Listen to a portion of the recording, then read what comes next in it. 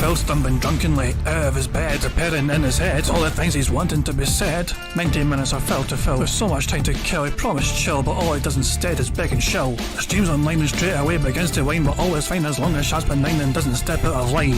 His content's immature for all to endure like fresh manure, but I feel sure he ran shooter feeling so insecure.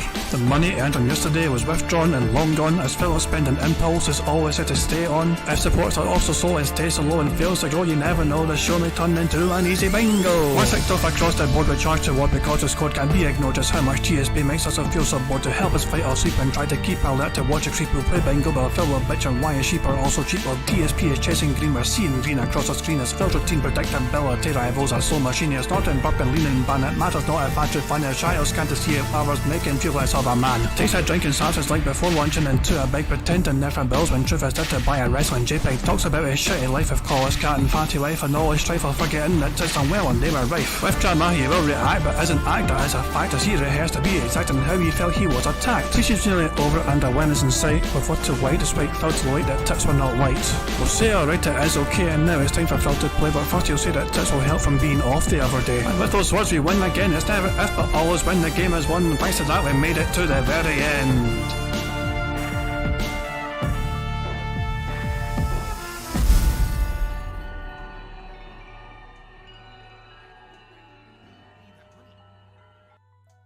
Hey guys, King Jad here, and welcome to a strange edition of DSP Bingo for Tuesday, the 2nd of May 2023.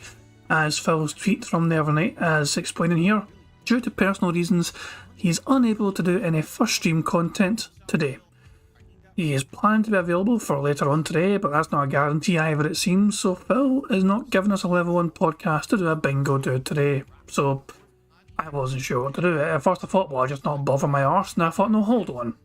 I've been working hard today, all damn day. I've had a very hard day at work and I wanted to relax and unwind with bingo, and god damn it, I'm going to get my goddamn bingo. So, a lot of you people might be familiar with this clip right here. I'm the one who operated a successful YouTube channel. Me! I'm the one who puts out the content that's entertaining and has a fan base. So that's a classic. That is an absolute classic clip. But has anyone ever actually fucking stopped to, like, a lot of you guys might never watched the whole entire thing as to what triggered that moment. And the fact of the matter is it came from this video right here. 6 years with machinima, ups, downs, and a bizarre end. The whole video was like an hour and 12 minutes long, so roughly about the same kind of length as your normal podcast would be. So my thought process was, let's take some kind of random DSP video, let's apply bingo rules to it, and see whether we would hit the kind of normal things we would hit on a bingo. Now there's a wee couple of strange... I've had to amend the things that can go on the bingo wheel. I've had to remove all the kind of interactive sort of things. There is no lean and ban option, for example. There is no chat for him to mock. So no lean and ban, no mock. No, you can't point at text on the screen. But there's still 95 bingo options still to be able to go on his card. So there's quite a lot of things still up for grabs here. So there's a couple of things I had to remove because they would simply not apply. There's like no soundbox either. A soundbox wouldn't be a factor because there was no soundbox back in the day. You know, you get what I'm saying. So I'm going to spin this wheel and we're going to determine today's bingo card criteria for this little trip back down memory lane. So what's it going to land on? What's it going to land on? Him butchering a word. I'm fine with that. I mean, with technical already, we already know that's going to come anyway. Me is him butchering a word. So there's a guarantee, at least, that we're going to get that ticked off. So yeah, we're going to... There's basically a free fucking space on it. Let's spin the wheel. So, butchering... Well, I need to actually fucking... I'm not actually generated the cards yet. I'll be fucking lying. So let's generate 1,000 different bingo cards, shall we? There we go. And butchering a word. Butcher's a word. Okay, butchers, that's why I fucking was... Okay. I need a number between 1 and 263. The first number in chat I see, which contains a number 3, will be the one I picked for today's bingo. Literally, as soon as I said that, Baron von Cam said 153. Literally, the first number in chat anyway was the one that met the criteria. Baron von came, I don't know, 153. So we're going to use the 153rd bingo card, which has Phil butchering a word. And I don't think many people can object to that, because not only did it meet the criteria, it was also the first one on the list, I'm pretty certain. So the 153rd bingo card will be this one right here. Here we go. This is the 6 years with Machinima bingo. It's on the right hand side. The card is going to be as follows. Phil to say now, engagement, reality, him giving a good old turbo nose, and him saying disgusting. Then him saying meaningful, him laughing, him saying new games, him butchering a word, and him saying percent. The third row is Phil messing about his ear, him saying tired, him snorting, him saying in fact, and positive. The fourth row is Phil saying literally, people saying, tips, him making an annoying T sound, and him saying unique, and finally, Phil saying variety, good news, him scratching his stash, him saying update, and no exaggeration. If people are not aware, Phil is not live today. We're going to play bingo with an old DSP video, and we're going to see how relevant all these current bingoisms are with old Phil content from the 15th of April 2017. Over 6 years ago now. Over 6 years ago, this video was made. Phil made his classic video. In this video, it contains him going, me, re, that classic one. But yeah, I thought it was a big good little experiment. Since Phil's not live today, we're not getting a live DSP today because he's got personal reasons going on. He's not giving some sort of, we don't know what's going on. Cody Taylor is asking in chat, what's my theory on his absence today? I honestly don't know. It's easy just to imply and assume that everyone making fun of him for the whole 1st of May anniversary jerk-off thing was really getting to him. It's a very easy assumption to make, but I think there is more to it than that. There is probably something else going on in Phil's life which he does not want to share because it's embarrassing to share. Also, some people have some guesses like, Cat left him. I don't think Cat left him. I don't think it's anything to do with that. I just think Phil's health is so fucking shitty that he's got some things going on in his life which he's embarrassed to fucking own up to and confess to. I think it is some sort of annoying health issue that Phil has which he's embarrassed to fucking discuss. If it was something he could exploit for pity, he would. But the fact of the matter is, there is something going on in his life which is embarrassing him. That's just my take on it, And I don't know, so who knows? Probably thinks he's getting audited, but it could be, I would love it if Phil got audited. That would be fucking incredible. But would that not be public record that Phil was being audited, or would they have to admit that? Like, how the bankruptcy became public record because that was available publicly? I don't know. But, yeah, who fucking knows? It's a fucking guess. But anyway, we're going old school today. We're going fucking old school with this shit today. So, yeah. Let me just get the bingo card. I actually need to save the goddamn thing first, wouldn't I? I'll tell if I saved the card before I fucking left the goddamn thing. Give me a second. Give me a wee second here, sorry. Just give me a wee second, save the card, and then we're all good. That'll fucking do. It's a bit of a strange bingo today for sure. I was not expecting Phil to have not bothered his arse to turn up today. But apparently something's came up. If you guys want to see it, he made a video about it on his channel, on DSP Gaming, covering it. Shush. If you go to his channels, just give me a second here. I don't know if you guys actually... Hello, everyone. Shut the fuck up. I don't know if you guys have seen the daily crap. But it does allude to his day off. If we go to the transcript, and we talk about so... We're just typing the word podcast when I'm searching for things on the transcript. Okay,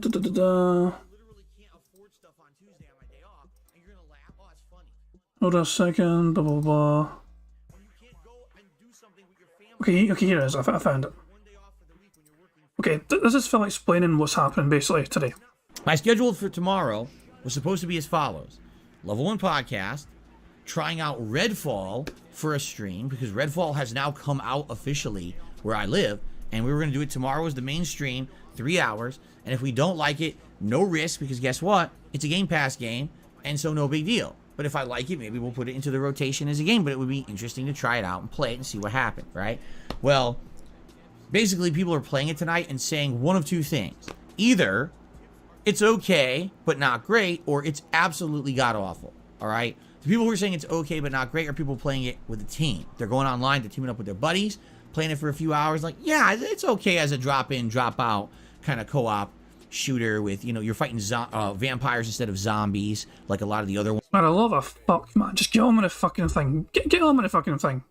It's not anything worth playing. It feels like other games you've played. That's sad. And then there's apparently performance issues. Get on with the fucking thing. Basically, during the late stream, I got some news, and I cannot stream tomorrow's daytime stream, normal stream, like the Level 1 podcast and the first stream. I can't be here, all right? I don't like doing that.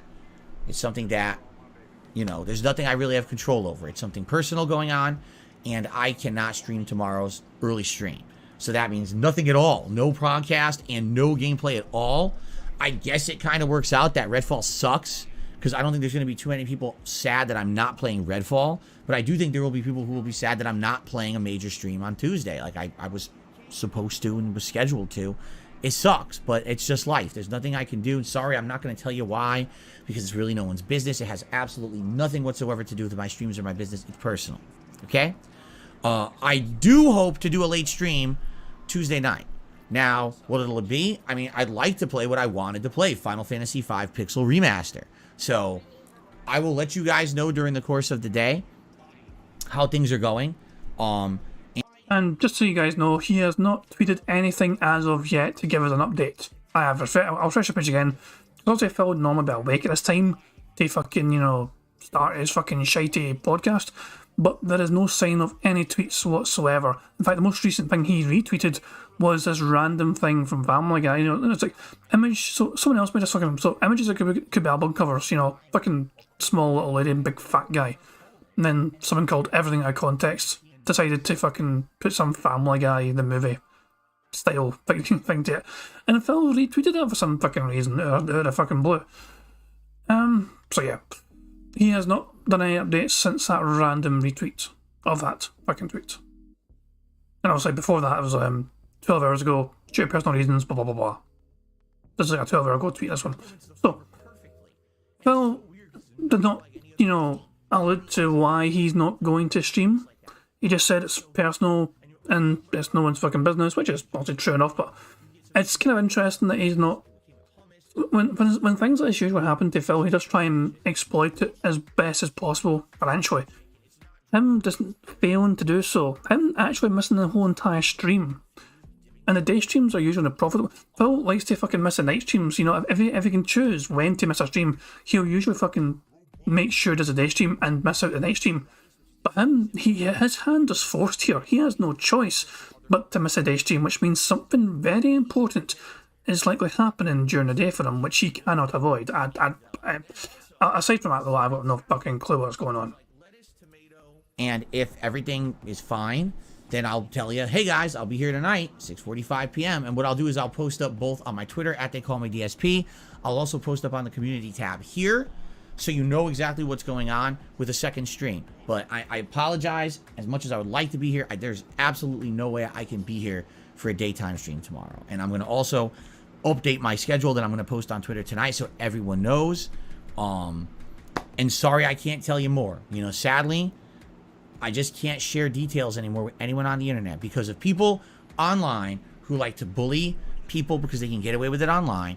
There's such a mob mentality of hate against me that any personal information I put on this internet is used to harass, to bully, to threaten, to do really awful things. So I would love to tell you exactly what's going on, and I just feel like it's not safe to do it, and I'm not going to. And I'm sorry. So asking me isn't going to help.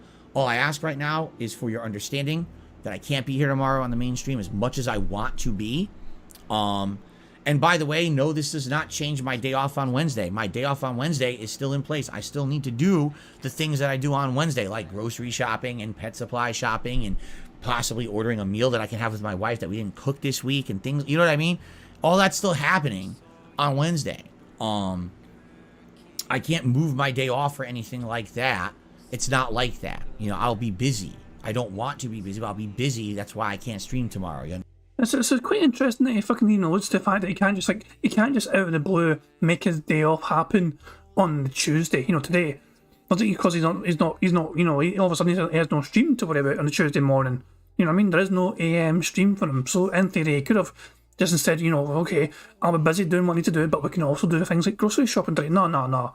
Phil's like, no, I am not going to change my day off. And apparently it's impossible for him to do so. So whatever's happening today is not just a case of Phil has a bunch of free time at his fucking disposal to do it. He's implying here that whatever's happening today is like taking up a lot of the time today this morning. That's his insinuation anyway. He can't just replace the days off. Because whatever's happening today that he's not telling anyone about is literally taking up pretty much a lot of that time during the day. But maybe not at night though. Understand? So there you go. Sorry. Today was a great day. Thank you to everyone who made it a great day and anyone who supported the streams today. That's really good because tomorrow, at most, I can only stream one shorter stream at night anyway, which is going to hurt, obviously. So it's good to know that today was a supportive day, and I really appreciate that. All right, tomorrow, I'll try to keep you guys in the know about a late stream during the day and let you know if and when. And if I am going to be here, it'll be Final Fantasy like I wanted to do. Wednesday will be my day off, but then Thursday we'll come back full strength with the Level 1 podcast, Star Wars Jedi Survivor, and more Oblivion. Sound good? Sounds pure pish, man. I'm going to just refresh this fucking, you know, Twitter and Nutter page again to see if anything's got... See, I can't check Twitter directly for Phil's crap because he blocked me like a bitch. So I need to use Nutter to see it and bypass it instead. And Phil is still not given any updated tweet or whatever to see to try and explain what's going on today. So, as I said, the plan today is to use Phil's 6 years with Machinima video, the ups and downs and the bizarre end.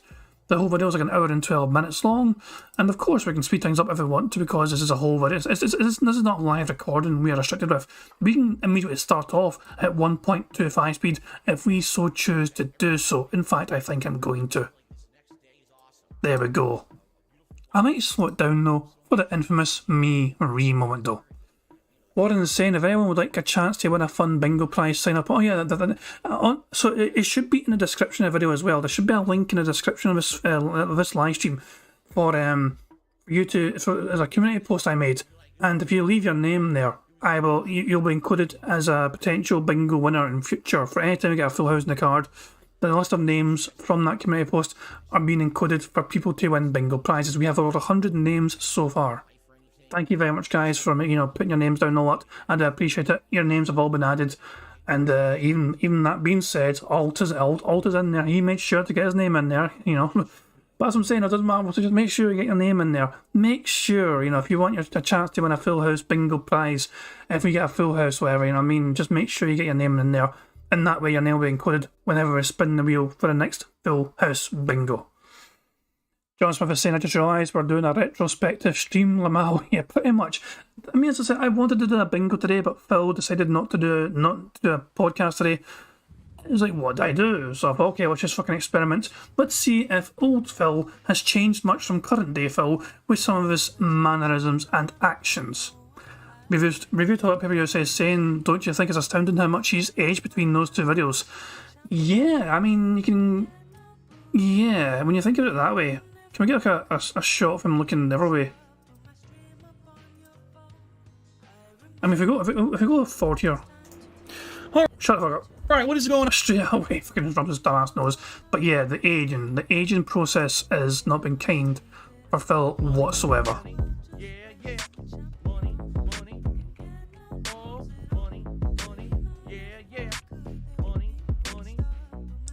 Thank you very much, the Prophet, for a super chat. He says, Alt should be very good at bingo, you know, because of his age. It's a very good fucking point. He is extremely old.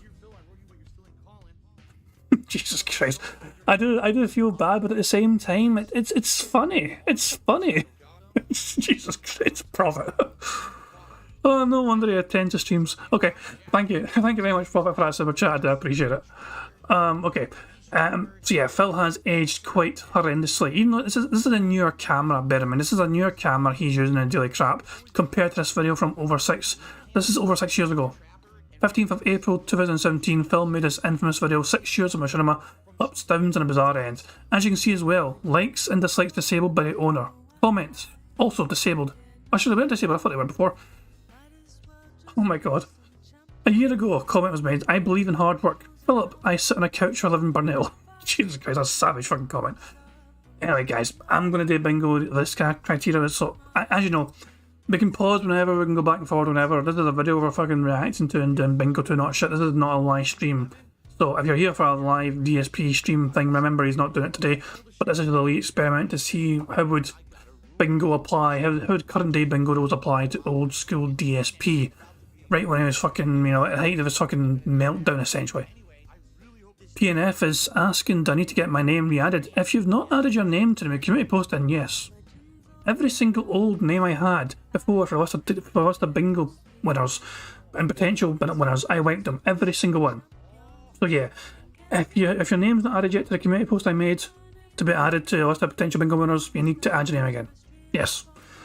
But anyway, I think I'm going to start the stream now, so obviously the same rules apply. If Phil snorts 25 times, free space. If Phil burps 10 times, that's a free space. If we get 100 likes on the stream, free space. And there is no likes on Phil's stream, he disabled likes, so we have one less way to get a free space because Phil disabled the likes on this video. Boo and all that jazz. But there's nothing we can do. It's just Phil being Phil, I guess. But I'll just crack into this, I guess. Oh, that's a strange kind of look. I forgot his like fucking his own position camera style was like. Yeah, I might just keep it full screen like this for the whole thing. Yeah, I might just do that. I might just leave it at this then. Okay, so I'm going to begin now. So let's get into the bingo and let's see how much has really changed from Phil in terms of his mannerisms and his actions throughout the years. So good luck, guys. Here we fucking go. Alright, what is going on, everyone? Darkside Phil here. Welcome to a special vlog. This vlog, I really didn't know if I was ever going to be making anything like this, quite honestly. Being that, for the majority of the time that I have been doing YouTube for a living, meaning making money doing YouTube videos and or live streaming, doing this kind of thing as my job. I was partnered with a company, an MCN, one of these big partnership networks on YouTube called Machinima. And I partnered with Machinima way back when, in early 2011. This was at a time when very few YouTubers were monetizing gameplay videos. In fact, at that time, it was a very tumultuous time where the gaming videos on YouTube were very popular, but a lot of them would constantly be hit with copyright strikes and issues, and it was kind of a very iffy scenario if people would ever be able to make money doing it. I was actually... Money, oh, money, yeah, money. Thank you very much to Paul J. Brazel Jr. for a super chat. He says, what the goodness, this bingo card, this is easy win. It might not be as easy as you think. I would like to fucking point out as well, I have not re-watched this video to try and, I've not tried to tweak any circumstances whatsoever. I don't know what to expect for most of this video because I don't actually remember most of it. We all remember the infamous me moment near the end of it, but the video's still an hour and 12 minutes long. So we don't know what Phil's going to say and do during this video. We've got two things ticked off so far. He scratched his stash and he said in fact. So, good early start. But we might not get a full 25 out of 25. I hope we do, of course, but it might not happen. Don't count your chickens until they're hatched and all that jazz.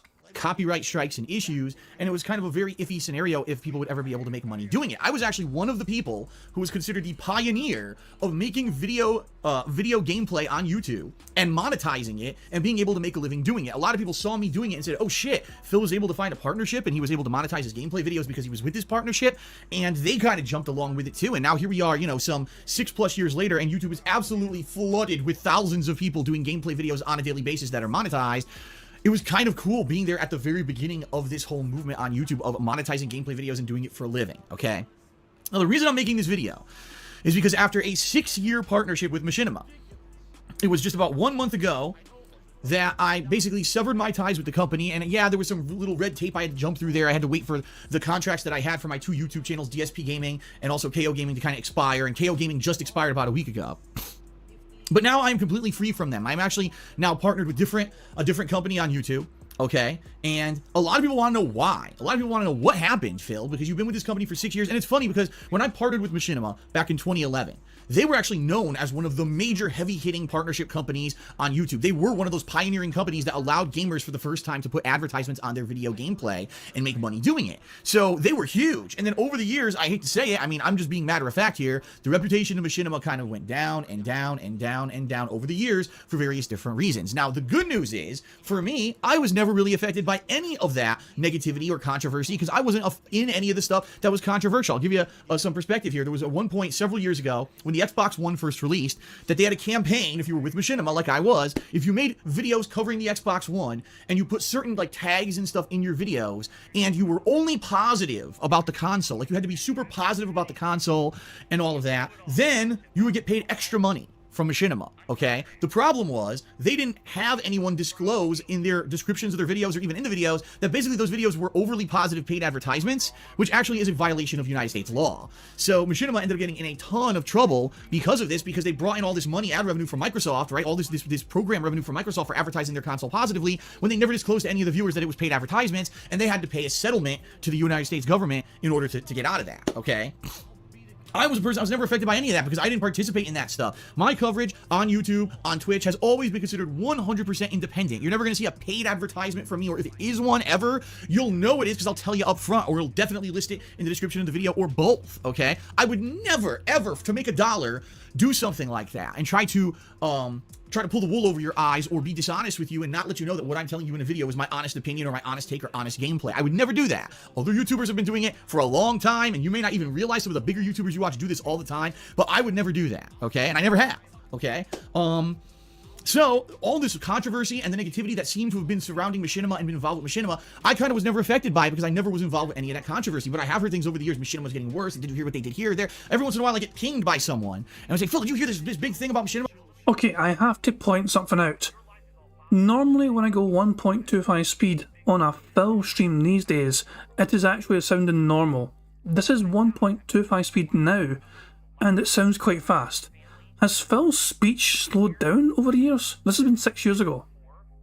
6 years ago, Phil at 1.25 speed, this sounds quite fast for him. These days, we've still got daily crap here as well. If I go 1.25 here, whatever to do with my streams or my business, it's personal, okay? I do hope to do a late stream Tuesday night. Now, what it'll be, I mean, I'd like to play, I but swear to fuck, that is like normal talking speed, and this is 1.25 on the daily crap here. Holy shit. So I feel like I actually need to slow down a bit because Phil is going quite rapid, even at 1.25. We can do that, we can change it if we want to. I've gone back to normal speed for now in this. But yeah, I think in the 6 years, Phil's speech and pace of how fast he talks has slowed down because his brain is just basically being killed by gin and fucking, yeah, everything's slowing down for Phil because he's getting old. I'd be like, no, because all I do, I sit here, I stream, I record, I upload, that's it. That's the extent of my relationship with them. They send me a paycheck, and that's it, okay? Now, over the years, Machinima has definitely fallen from grace. People have basically said, what is going on with this company? How could they change so much? A lot of people tell me that a lot of the shows that Machinima used to be known for, popular YouTube shows and stuff they used to do, they're gone. They laid off the people or fired the people who used to be on these popular shows. And so a lot of people are very upset with Machinima for various reasons. I've heard horror stories of people who had this relationship with Machinima. They couldn't get out of their Machinima contract or this or that. All this kind of stuff going on. I never had that relationship with Machinima. Okay, hold on. Apparently, Otto Insane says that Phil just tweeted that there's going to be no streams at all today. We can refresh this wee Twitter page here and see. Update is looking like either there will be no streaming at all today, or else my late stream will be even later than usual. I will keep everyone informed, but do not keep your hopes up. I appreciate everyone's understanding. Thank you. That is quite so, but Phil is essentially going to have 2 days off in a row. If he's not going to stream at all today, and he's still planned to have his day off tomorrow as well, it's going to be interesting. I'm going to be, it's a weird one. It could be something serious, obviously. It's not like Phil to just randomly choose to miss work, so it does sound like something could be potentially seriously happening. I'm not going to jump to conclusions. Theo Dead thinks it's a medical issue. It could very well be, which is why I don't want to jump to some conclusions in case it's actually something genuinely fucking bad, and do I fucking feel like an arsehole for just, making light of something which is potentially serious. That's just me though. But you guys all say fucking, theorize all you want, but I don't know. Machinima ever. I never had this negativity. So for me, my experience for the vast majority of time that I was with Machinima was a very positive one, all right? But obviously something changed and something happened because I'm not with them anymore. And a lot of there's been a ton of speculation over this past month. What specifically happened with Phil? Why is he of all people, Phil's been like the one guy who stayed with Machinima the longest, and he stuck up for them. Why the hell is Phil not with Machinima anymore? Did he get fired? Did he choose to leave? The bottom line is you can't fire me because I never worked for them, okay? And I see idiots making videos like that. DSP fired. I was never working for Machinima to begin with. I was in what was called a partnership agreement. It's an at-will agreement, meaning that both sides need to agree to want to have this relationship business-wise, and at any time it could have been severed by me or by them, okay? And it kind of was a mutual thing, which I'm going to explain in a moment, but... Mutual my arse. Mutual my goddamn arse. Hold on, no. Hold on. I can find... I mean, I've actually... I think about if I can find the video, because Phil made another video obviously about this as well. Give me a wee second here. Hold on. Hold the fuck on. Yeah, Phil made this video. This video right here. The title of this video is I've been laid off. Again. My explanation, thoughts and more. He made this in the March of 2017, so a month later, Phil made a 6 years video, this one here. But a month before this video was made, he made this one here. Now, you cannot use, so for whatever reason, Phil did not allow transcripts to be an option here, so it's kind of hard to find relevant things being said in this particular video. But I'm pretty sure that he discussed the, I mean, where is he in this video? Those original ones. Some of the worst games I ever, I ever did. Who fucking cares? I never played before. These games, marathons. I'd never done a marathon before, ever. And now doing these fun marathons of indie games, tons of indie games that I've been... Big fucking deal. I'd love to be able to fucking find the point where he's fucking discussing what Machinima said to him in the email. Because he was talking about it, I was like, I said to Machinima, I want you to escalate this to your manager. And he's like, if you're not going to do something about this, and then I'm not going to be happy. And Machinima just basically just said, okay, bye. And Phil thinks it's mutual. The Machinima just said to him, okay, then bye, see you later. And Phil's like, great, it's a mutual fucking thing. No, it's... I think it was this video anyway. As I said, there's no transcripts available in this video. This is a good thumbnail. Anyway, we'll get back on with the bingo. Oh look, Phil's taking a drink. It was certainly a weird thing too. And what I want to do now is in this video, and I know it's going to probably go long, I want to tell you about my experiences with Machinima over the years, alright? I can't disclose any specific contractual facts or figures. I can't tell you how much money I made with them or anything like that. But why not, Phil? You were fucking free from this fucking point in time. You were actually fucking perfectly able to do so because you're no longer fucking obligated to fucking keep that information private. You were not contracted with them or whatever. There was no partnership there anymore. You're fucking free from them. You chose not to fucking say what you fucking earned from them simply because you did not want people to fucking know how much money you actually made with them over that fucking time. And in fact, he made a lot of fucking money. Well, with Machinima. Although Machinima made a lot of money using him as well. That whatsoever. But I can speak in general terms, alright? I can't give you numbers, but I can tell you about maybe certain things they did over the years that kept me with them, weird things that happened behind the scenes with staffing, because the bottom line is Machinima is one of the most tumultuous, chaotic, and quite honestly, just amalgamous companies that I've ever worked with in my life. So from the day that I partnered with Machinima, to like a few months after, to a year after, to a year after, to a year after, that company just kept changing constantly. New staff, new initiatives, new focuses, new drives, new things that were dictated to the partners that they had to do. Then all of a sudden, within a whim, it would just be completely forgotten. Messages that would be sent out in general to the partners covering major games that made no sense because it didn't even make sense per Let's Play criteria for the things that they were saying. I'll give you some examples during the course of this video. Like one example would be when Grand Theft Auto 5 came out, Machinima sent out an email to all the partners saying you should play the game with no music and you shouldn't put any cutscenes in your Let's Play. And everyone's like, what? Like, are you stupid?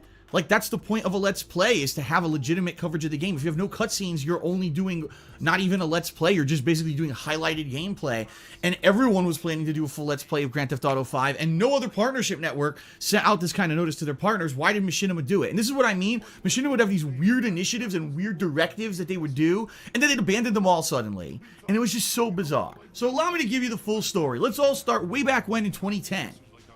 In late 2010, I'd been doing YouTube for 2 years as a hobby. I had never made a penny doing it. I had no intentions of making money doing it. I just liked making videos of my gameplay for fun and putting them on the internet and getting attention for it. It was fun and to see people excited and contacting me and me getting popularity on the internet for something that I really enjoyed, being a gamer, a lifelong gamer, all right?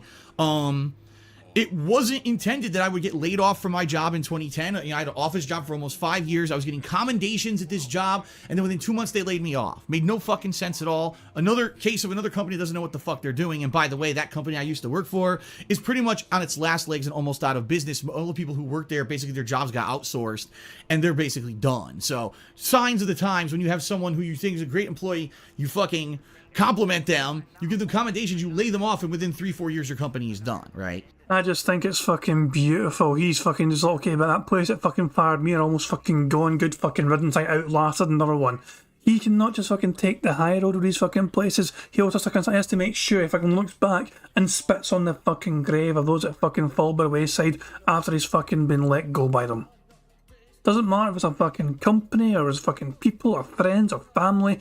He will fucking throw them under a bus and just spit all over and then fucking roll back and run over them again. He'll be driving that goddamn bus if he fucking throws them under. For sure. He's just, he doesn't waste a fucking chance to be as petty as fucking possible. But I digress. I was left in a rock and a hard place. There's nothing I could do. I had no money coming in. No income at all. And the job industry, especially in Connecticut back then, was horrible. There was no way I was going to get another job of the same level of what I had, paying what I had, in any kind of a short amount of time. There was no way even getting 2-3 part-time jobs that I'd be able to make enough money to keep my condo, to pay my car payments, and to pay all my bills, basically. I was up shit's creek. And so I said, maybe I can make YouTube work. Maybe I can make this work. And I tried everything. I tried doing regular AdSense on my vlogging channel because back then you couldn't monetize gameplay videos. It wouldn't be allowed. So I tried just monetizing my vlogs. That didn't work out. Then I tried going to a different site. That didn't work out. Finally, I was on my wit's end. And this funny thing had actually happened in late 2010 that led to me being partnered with Machinima. A lot of people don't know this story. There's a person named Hutch who basically was doing gameplay videos on YouTube. He was scouted by Machinima. They had interaction. I guess maybe he got partnered with them or whatever. And he ended up actually becoming hired by them, employed by them. And he moved to California and he was working for them. He was in videos for them, all kinds of stuff. At one point, I guess either I had said something in a vlog that pissed Hutch off, or Hutch had said something in one of his videos and someone asked me about it on one of my Q&A shows. And I had talked either about him or he had talked about me. I don't even remember how it happened, but basically we had beef. There was a big disagreement in 2010 between the two of us. And at that point, to see two big gaming YouTubers going at it was actually a big thing. And people were excited to see us go back and forth, the drama, right? It ended up, it was a misunderstanding. I actually don't, at this point, don't even remember what the fuck the disagreement was about at all.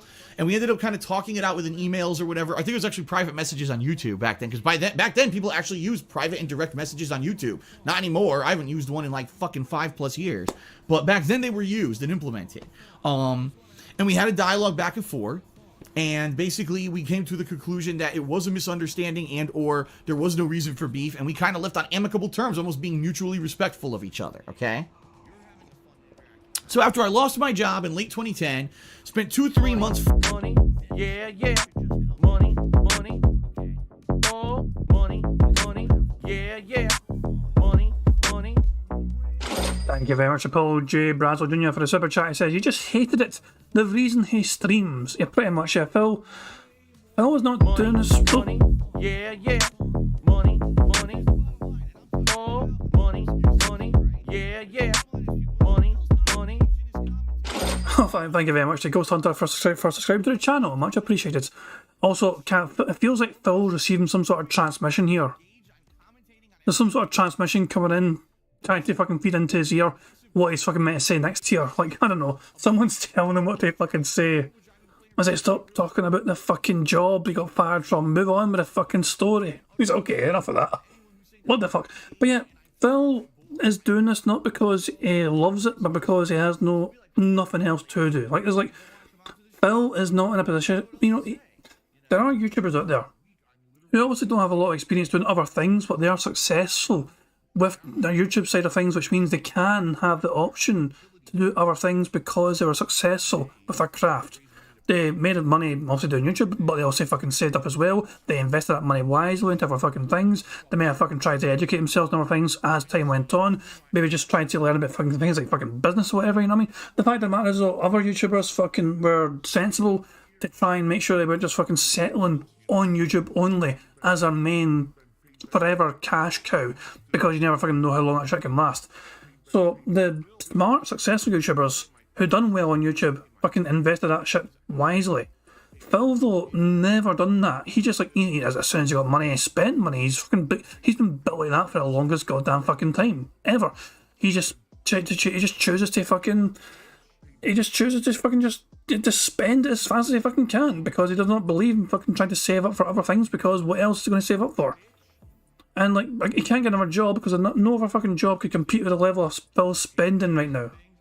He has no fucking credibility or experience or credentials to do other fucking work that could pay as well as YouTube does right now. YouTube is earning him 6 figures per year. He has the qualifications to fucking maybe flip burgers, and that's essentially it. He cannot just fucking go out there and get another fucking job to replace YouTube.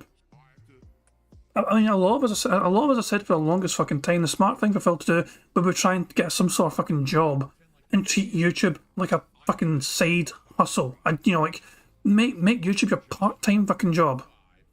Also, I just seen there in chat, Daddy Dallas, we were saying, Snort Burnell is back, baby. I thought Snort Burnell's channel was going to get nuked, so I'm glad that fucking got changed. Snort Burnell is still on YouTube.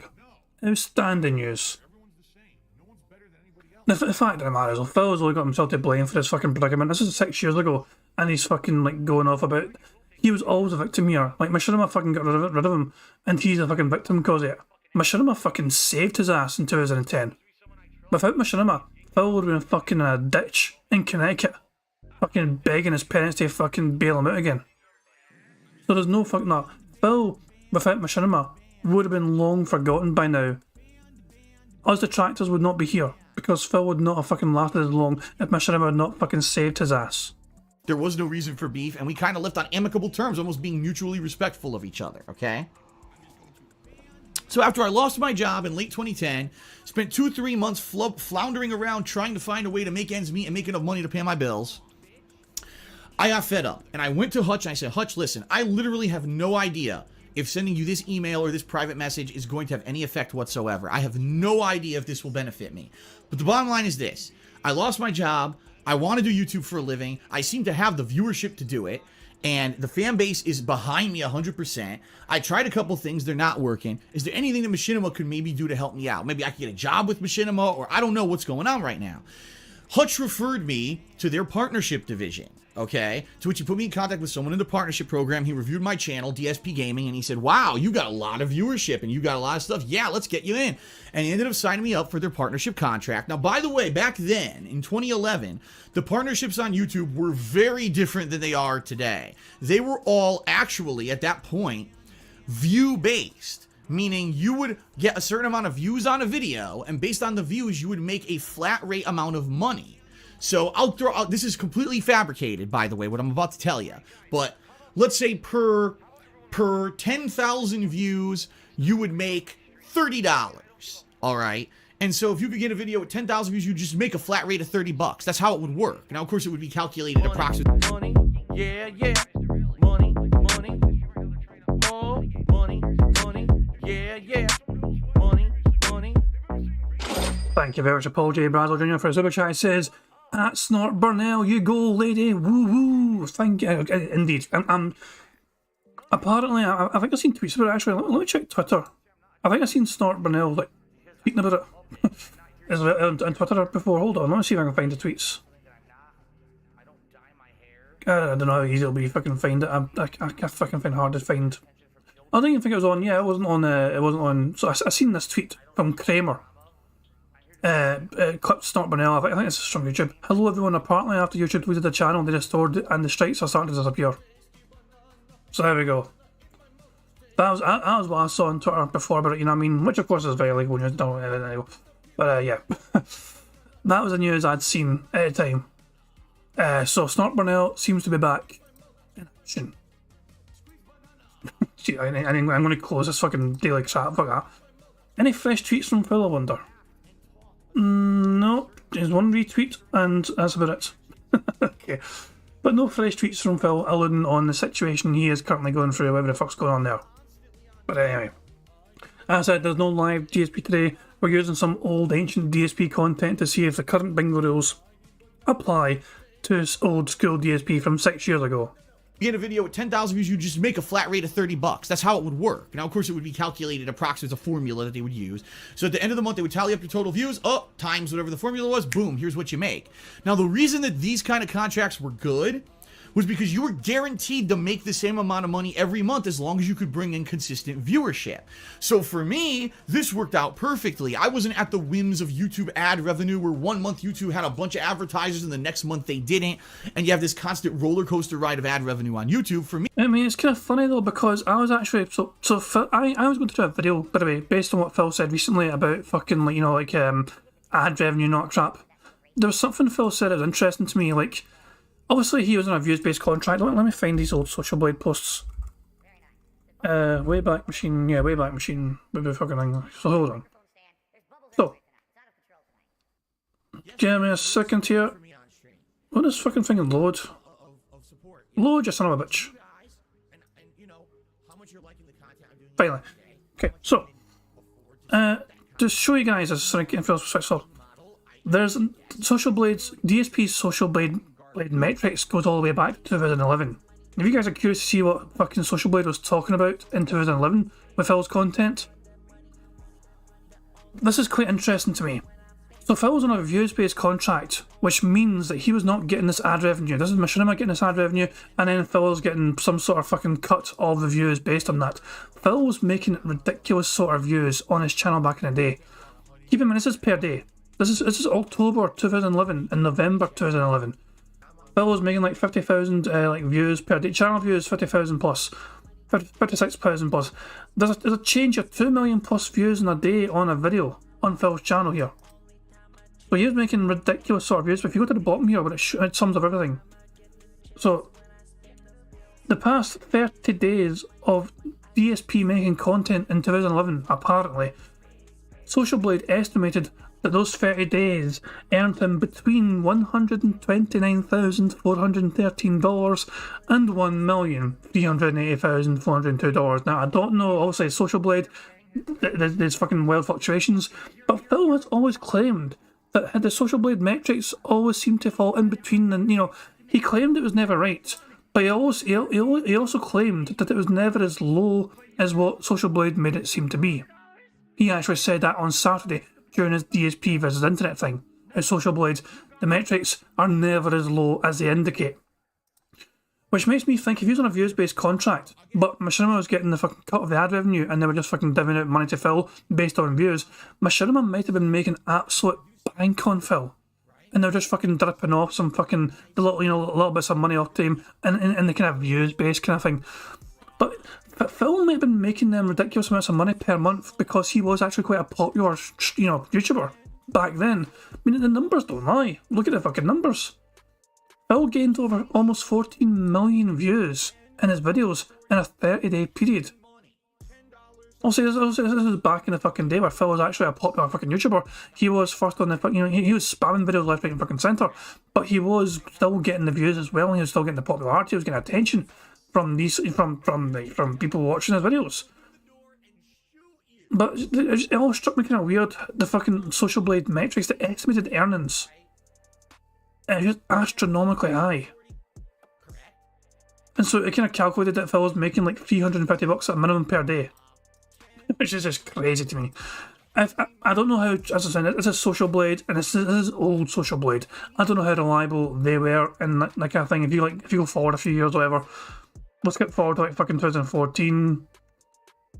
If we actually fucking load, I don't know. It might take a fucking while to load. But here we go. This is like 2014, from like March or whatever. And it's like, you can see here, he's still getting no bad views, but it's certainly not as nearly as fucking good as it used to fucking be. But look at this, estimated earnings between 2k a month and 19.8k, which is kind of par for the course now when you think about it. Because Phil earns on YouTube roughly about, No, he earns about fucking 3k, 4k a month. Usually we usually pay as well. But yeah, monthly views, as you can see as well, like getting 5 million, 10 million, like over, there's like 13 million here, goes back down to like 5 million here. But yeah, the decline could have been starting back then. I mean, you can't see all this. But yeah, I think it's quite interesting though to look at Social Blade's old metrics for DSP gaming, and there's all sorts from 2011 onwards. There's tons of information, and as I'll say, most of the information comes between like 2011, 2016. After that, there's not many archive pages after, but there's usually at least one a year. So would recommend checking out if you guys want to, you know what I mean? Because I was going to do a video trying to fucking estimate Phil's earnings even back then, but then I remembered he was on a views-based contract, so you cannot use ad revenue to fucking guesstimate how much he was making, because that is going to be what Machinima was making off Phil before they even gave anything to him afterwards for the views-based contract he was on with them. But I think it's safe to assume that Phil probably made Machinima quite a lot of fucking money. Me, it was just keep the viewers happy, keep them coming in and watching videos, and make money, profit, and go. And let me tell you something, folks. That first year that I was partnered with Machinima, I made a ridiculous fuck ton of money. More money than I've ever seen in my life. I'm not going to say how much it was, because again, I can't violate my contract or anything like that. I made... He was not under... No, the contract's done, Phil. Phil, you've finished with Machinima. You were free from Machinima now at this fucking point in time, which means you can fucking make this video. So, yeah, Phil just did not want to fucking admit... Keep in mind, this is Phil in April of 2017. Phil was in full begging mode here because he had just fucking split up from fucking Machinima because he wasn't getting as much money as he fucking wanted to anymore, and they pissed him off, so they fucking let him go. It was a mutual breakup apparently. But yeah, this was basically right at the start of Phil begging for money. Well, not right at the start, but you get what you fucking mean. He does not want to fucking try and insinuate how much fucking money he had back in the day, because it would fucking invite questions from his audience as to why he did not do anything smart and intelligent with all that fucking money. He made a fuck ton of money back in the fucking day, but he's not going to fucking tell his audience what he fucking made for a bullshit reason which does not make any sense whatsoever. I made a ridiculous fuck ton of money. More money than I've ever seen in my life. I'm not going to say how much it was, because again, I can't violate my contract or anything like that. I made a really big chunk of money. Now, the sad thing about it was I had a lot of debt in my name. Credit card debt, student loan debt, a ton of debt and stuff in my name from my previous life before YouTube. So what I ended up doing is all that money that I made that first year, that giant... What do you mean your fucking previous fucking life? You're acting like you're some sort of fucking reincarnation or some sort of fucking roach or some pish. No, it's still the same old goddamn fucking life, Phil. None of this previous life pish. I had a lot of debt in my name. Credit card debt, student loan debt, a ton of debt and stuff in my name from my previous life before YouTube. So what I ended up doing is all that money that I made that first year, that giant wad of money, literally just went and paid off all of the debt that I had from previous years. The debt that never was going to go away because it was credit card debt and stuff like that. And it would have just kept accumulating and everything if I hadn't paid it off like that. So that was good. I actually got myself, within that first year to year and a half of being partnered with Machinima, got myself to a good financial position where my credit rating started to go up and up, because I didn't have any more bad debt in my name anymore. It was just income, and a mortgage, which is good, and a car loan, which is good. Those things are good. So started going up and up and up. Okay. So the first year with Machinima was good. I actually had a direct point of contact if anything ever went wrong and I needed to talk to Machinima. A lot of you guys are kind of confused what Phil just said there. Do you want to hear that again? I feel like we should play that again. That first year, that giant wad of money literally just went and paid off all of the debt that I had from previous years. The debt that never was going to go away because it was credit card debt and stuff like that. And it would have just kept accumulating and everything if I hadn't paid it off like that. So that was good. I actually got myself, within that first year to year and a half of being partnered with Machinima, got myself to a good financial position where my... When that's in 2011, by the way. So he's talking about from 2010 to 2011, whatever. Machinima was fucking treating him so good. And those old debts he had a bunch of old credit card debt they had from before. And he wiped that off, apparently. He wiped all that out because of Machinima. He had these debts from fucking attending EVO tournaments. trying to attend all these fucking evil tournaments, trying to fucking do well in Street Fighter. He didn't do that fucking well. He lost a lot of fucking money travelling to all these fucking evil tournaments. And yes, he fucking couldn't hang with the big boys anymore because he wasn't good enough to hang with them. He wasn't good enough to fucking make enough money to fucking compete at these fucking tournaments. And he just fucking chucked it in, basically because he had all his credit card debt. All this travelling he put onto credit cards, trying to fucking make it as a Street Fighter fucking player. And he wasn't fucking good enough. And Machinima bailed his ass out from all that fucking debt. And then he fucking got a huge amount of fucking new debt and had to declare bankruptcy. The credit rating started to go up and up because I didn't have any more bad debt in my name anymore. It was just income, and a mortgage, which is good, and a car loan, which is good. Those things are good. So started going up and up and up. Okay. Profit is saying, so by Phil's thoughts here, he accumulated 490k in debt between 2017 and 2019. No. This is from 2011 essentially. 2011 to 2019. Yeah, keep in mind, a lot of that debt Phil accrued was from the move to Seattle. So really 2014 to 2019, he got about 500k in debt. Ultimately insane saying, so what he's saying is he spent another 150k on to top of all the money he made between 2014 and 2018. I think that, yeah, I could be kind of right. Shane says, own banks money all the time is good. Well, for Phil, you know, Phil's a strange creature. Shasta Supreme says, so he paid off everything and straight went into car loan and mortgage. Pretty much, yeah. As soon as Phil was getting credit again from repaying all his old debts, he looked into saving up enough money to move, essentially. And then he blew all that money and then some on the move. Like, he could afford to get a home, I think, just about. Even then, it's a ridiculous amount. I still don't understand why Phil chose to move where he fucking moved. But then, guys, that's another fucking story. Keep in mind, the DSP you're seeing here is April 2017 DSP. This is a DSP who has not yet admitted to fucking having to go through bankruptcy and who still has Liana in his life to fucking love him. I think Liana's still with him at this time. So, the first year with Machinima was good. I actually had a direct point of contact. If anything ever went wrong and I needed to talk to Machinima, I would email this person. I'd be able to get a contact right back pretty quickly.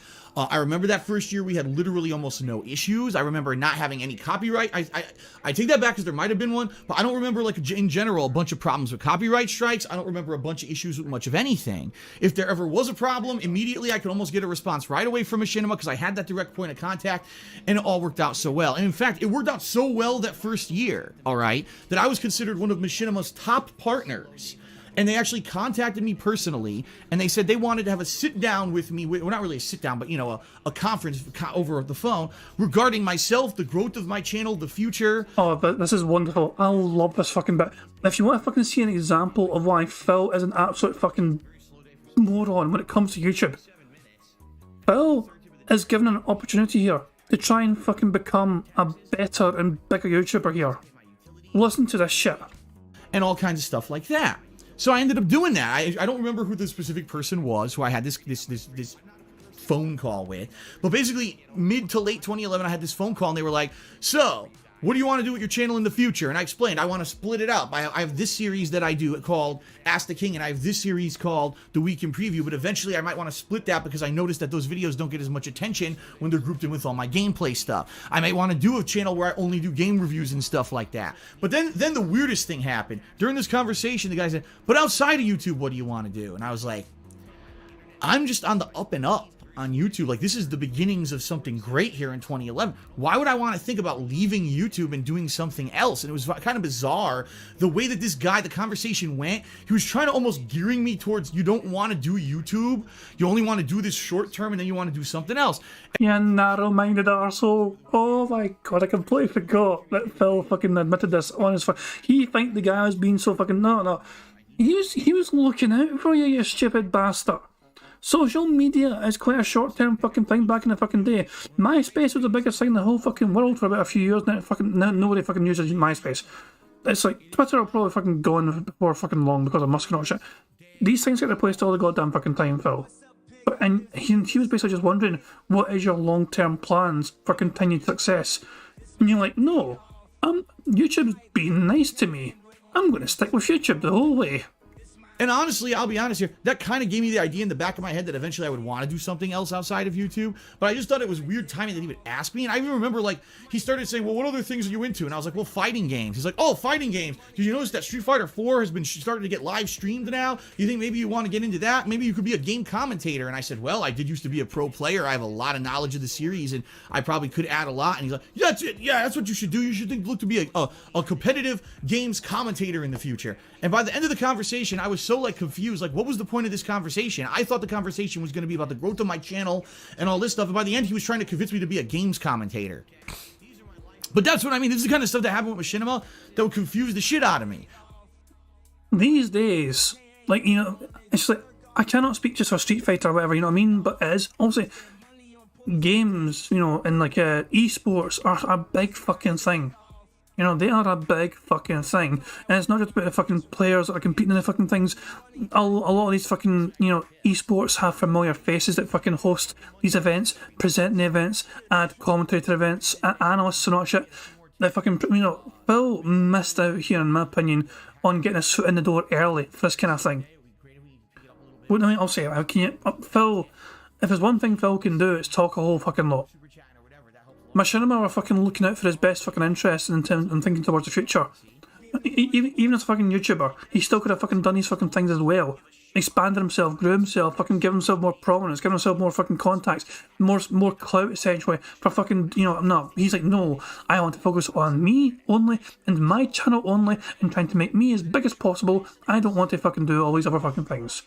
Such a narrow-minded fucking little petty person, not wanting to fucking try and make himself, you know, develop as a person with his fucking skills. Nah, he was all in on fucking YouTube for his own shitty wee channel. By the way, that guy who I talked to during this call about the development of my channel, never spoke to him again. It was like I talked to him once, that was it. I never heard from him again. Never heard anything further about channel development, never heard about being a games commentator ever again. Gone. Okay? So things went along swimmingly with me during 2011. And late 2011, early 2012, I actually got contacted by Machinima. Now, keep in mind, I had almost no contact with this company. I didn't have constant contact or whatever. They didn't contact me in regards to, oh, we need you to do this or that, or oh, we'd like you to do this for an event or this or that. Nothing like that at all. Usually it was just, I just put out videos, I make money on them, profit, and that's it. And if there's an... I mean, of course, why the fuck would they want to actually fucking reach out to you, but when you showed no interest whatsoever in doing anything outside of your own fucking shitey wee channel? You had no hunger or desire to try and fucking branch out and do more interesting things and try and grow and expand and try and look beyond your channel. You were a prisoner to your fucking channel, essentially. You kept yourself locked and contained to your own channel. So why the fuck would they reach out to you and try and offer you these fucking things when you clearly showed no fucking desire or interest to try and fucking grow yourself as a person? Issue, I contact them, but outside of that, I never really hear from them, alright? I ended up getting contacted by them, saying, guess what? Machinima's doing so great that we have this new program for top partners. We're going to give you a bonus structure. So if you can hit a certain viewership level every month, you're going to make incremental bonus percentages on the money you already make. You're going to make more money. Of course, I was thrilled at this. I was like, bonuses sound good to me. This program only existed for about 2 to 3 months, and then they completely discontinued it and said it was on hold. And then next thing you know, they later on announced that they were discontinuing the program and they were going to renegotiate everyone's contract, which we'll get to in a moment, because that was actually late 2012, and I don't want to get ahead of myself, but that's another thing. I mean, early 2012, everything's going great, folks. We're making so much money. We're going to put you into this special bonus program. Get really excited. Okay, motivate my viewers. Come on, come watch my videos. I'm within the bonus structure. That's brilliant, isn't it? I might be able to get more money, so I'm going to motivate my viewers. Come on, guys. Come on. More views. Come on. Come on. More views means more money. Come on.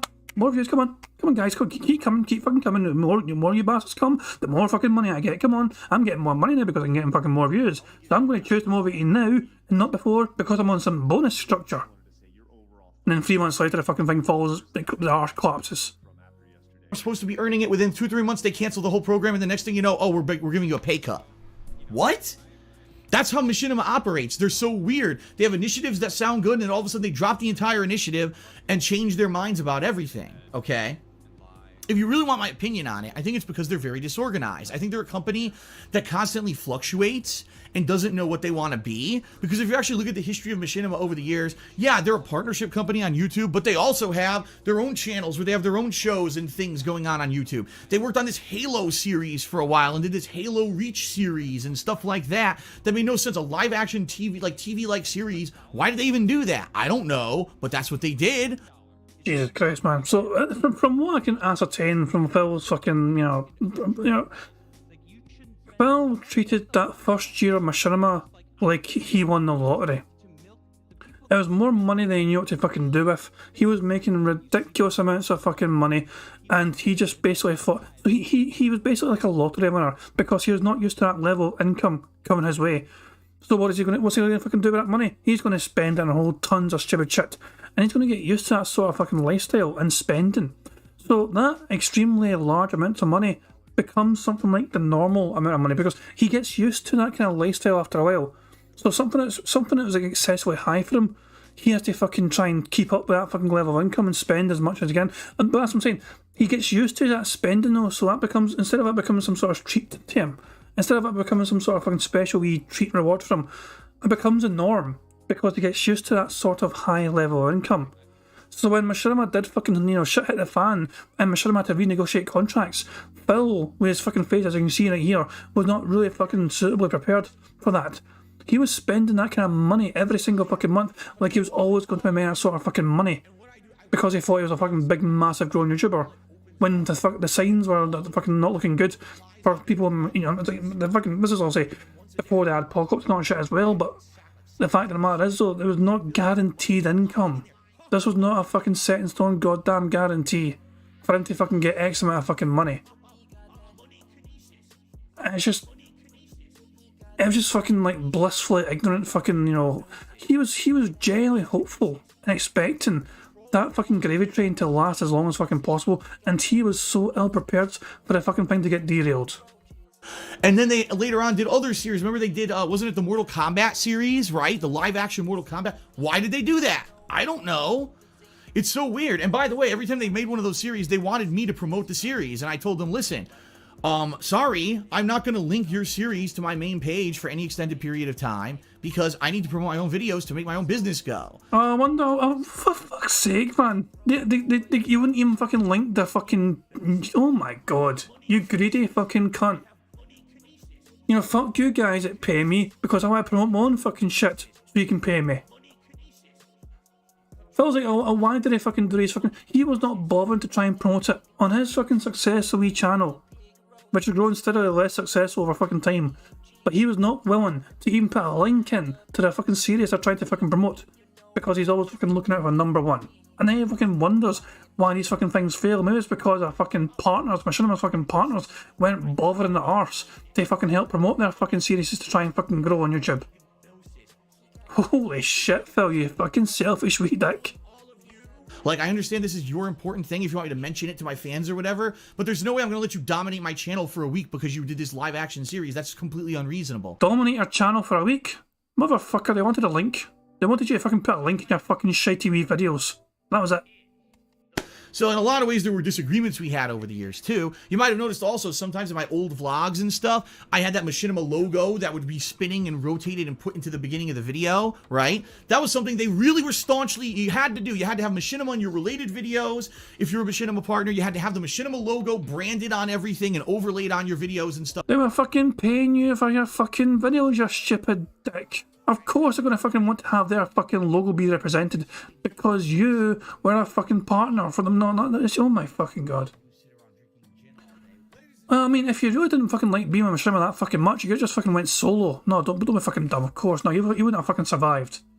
Holy fucking shit, I cannot believe that they did not get rid of your fucking ass sooner. This is how you fucking treated them. You're so fucking annoyed and upset, you had to use a spinning logo at the start of some of your fucking videos. Heaven forbid that Phil, who's so protected and looked after by Machinima went out to fucking bat for him time after time and fucking, protected him from copyright strikes after all those fucking times. I'm pretty certain as well, I might be wrong in saying this, but I feel quite confident in saying this. 7 years ago, on the 1st of May 2016, Philip had an incident. he was still a Machinima partner at the time. So anyone that tried to upload that video at that time were getting copyright claimed by Machinima. Machinima were trying to protect Phil from other people uploading the incident when it first happened.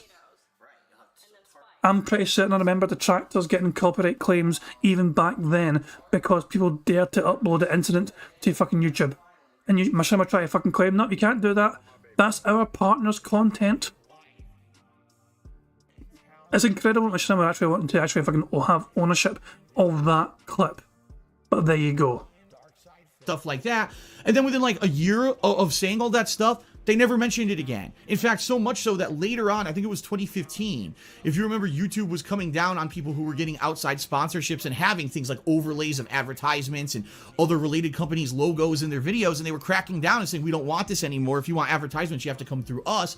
I actually wrote Machinima and said, should I stop using your logo in my videos, editing it in? Should I? And they were like, I don't know. We don't care anymore.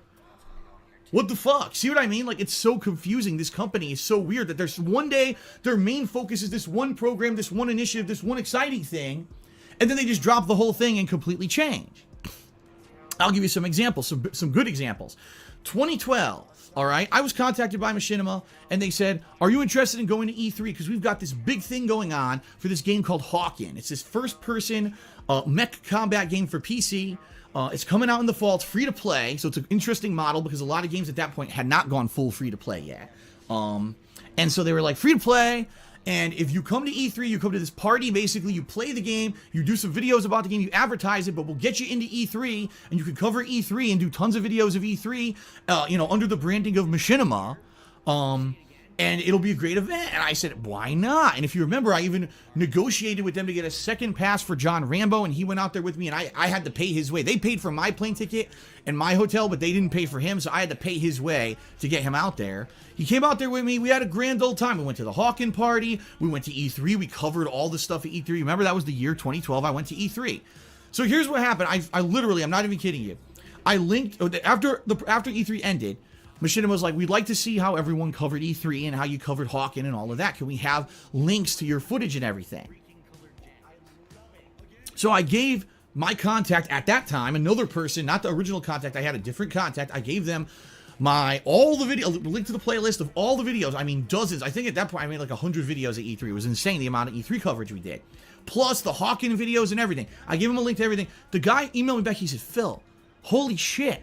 He says, dude, you worked your ass off. He said, I probably shouldn't say this, but most of the people who he sent out there, they didn't do shit. They went out there, they went to the Hawken party, and then they just fucking partied their ass off all week. Yeah, they did a few videos at E3 here or there, but literally they used it as like a paid vacation. Dude, you worked your butt off. This is great. Like, the guy was so positive with me. He's like, you by far covered it better than anyone we sent out there in 2012. You did the best coverage of E3, so thank you very much for that, because you represented us in a very good manner, showing that our partners go out there and did hard work. And I was blown away by it. I was like, dude, if you have any other events you want to send me to, at this point, I'm making enough money and I can even pay my way if I need to. I'd be more than happy, because those videos at E3 were incredibly profitable and all that. After E3 2012, I was never contacted whatsoever to get into E3 from Machinima ever again. I was never contacted to get into any event ever again besides PAX. That was the one exception, is for 1 or 2 years, I actually got a miscellaneous email from one of the people at Machinima saying, would you like to get into PAX this year? We can get you into PAX if you want to get in.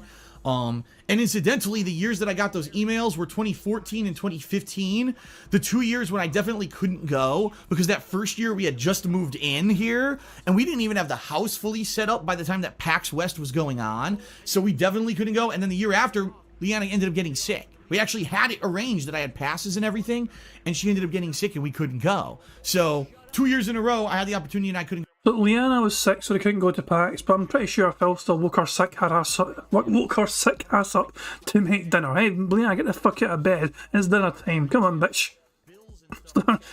You can't make a sauce, but you can make anything else. Go. By the way, 2016, got nothing, no offer from Machinima whatsoever to go to PAX. And you see what I mean? Like, it's so weird. And the bottom line is with Machinima, the other thing, their staff is constantly in and out the door. The people who I met at E3 2012, within 3 months, were laid off from Machinima and weren't working for the company anymore. I'm not. That's an incredible effect you have on him. So Phil is so toxic that anyone he fucking meets that are fucking working for Machinima gets fucking fired. Exaggerating. That's true. The contacts that I had for that event were gone. Completely gone from the company.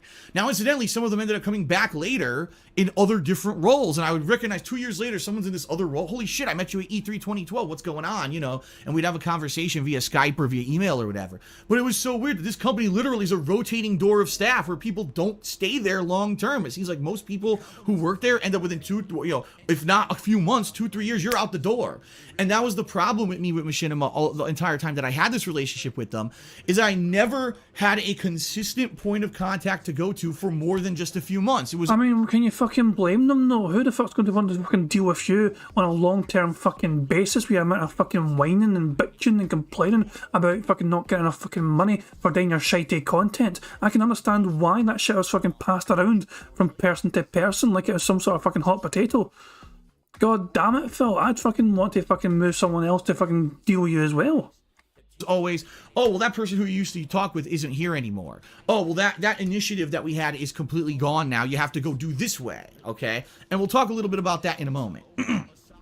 But I remember it was late 2012, all right? Now, again, everything's going good, swimmingly, smoothly, nothing going wrong at all. Late 2012, it was around, I believe, November, mid-November, late 2012. I got a call, not an email, not a text, a call from Machinima, something very important, we need to talk, okay? Called them up. Sorry, Phil, I know we already canceled that bonus initiative from earlier this year that we mentioned. Now we have to renegotiate your contract for less money. And I was like, well, what the hell? What gives? Why are you got to renegotiate my contract for less money? My views are sky high. I must be bringing you in tons of money, right? They said, no. In fact, we had an audit of everything going on here. And we actually found out that we're paying you more money than your channel makes. And it has nothing to do specifically with my channel. I guess it's all channels on YouTube. The initial contracts that Machinima had given everyone, the money that they had negotiated for everyone ended up being more money than what ad revenue brought in on YouTube. Now, it could have been that YouTube ad revenue plummeted that year, and there's strong rumors that in 2012, that was the first year where kind of the high advertisement revenue bubble burst, and ever since then, it's been a steep decline. I don't know, because I wasn't tracking ad revenue back then. I was only tracking my channel views. I didn't give a crap about ad revenue. But that was the first time ever that Machinima, out of the blue, said, you're getting a pay cut, and you have a choice. You could stay with us and take this pay cut, or you could seek to go elsewhere. Now, at that point, I liked Machinima. Of course you fucking liked him, you're getting fucking money from them. I think it's an interesting confession there from Phil that he fucking admits that he had no fucking concept at all of how much money he was making on ad revenue. He was on a views-based contract, so he had no fucking need to know, really, how much fucking ad revenue is worth on YouTube, because his mindset was, the more views I get, the more money I get, because that was a dumbass contract he was on from Machinima. So Phil trying to fucking discredit Social Blade's numbers and metrics for ad revenue, he's always trying to fucking say it's wrong. But the fact of the matter is, though, he has no concept whatsoever of how accurate they actually are. Because he didn't pay attention to that for a long fucking time. For about half of his fucking YouTube career, essentially. He did not pay attention to the fucking metrics. They had sent me to E3, they had done nice things for me, and I said, why wouldn't I stay with you guys? So I took the pay cut. That was actually the time, if you remember, I had 3 channels. I had DSP Gaming, DSP Street Fighter, and I also had a vlogging channel, DSP Vlogging. Well, they told me that DSP Street Fighter was making almost really bad ad revenue. It was not bringing in much ad revenue at all, and they were going to have to give me a giant pay cut over there if I were to keep uploading videos to my fighting game channel. And I said, if I'm going to keep DSP Gaming open, and you're offering me a contract on DSP Gaming that's way more money than if this new contract for DSP Street Fighter, what incentive do I have to upload any videos to DSP Street Fighter? You're making no sense. Why would I even keep that channel when I could just upload all my fighting game footage to DSP Gaming and make the increased amount of money? To which they were like, yeah, I guess we see your point. And as usual, Phil fucking demonstrates his fucking sole purpose for uploading content to YouTube. It's not trying to provide meaningful content to people whatsoever. No.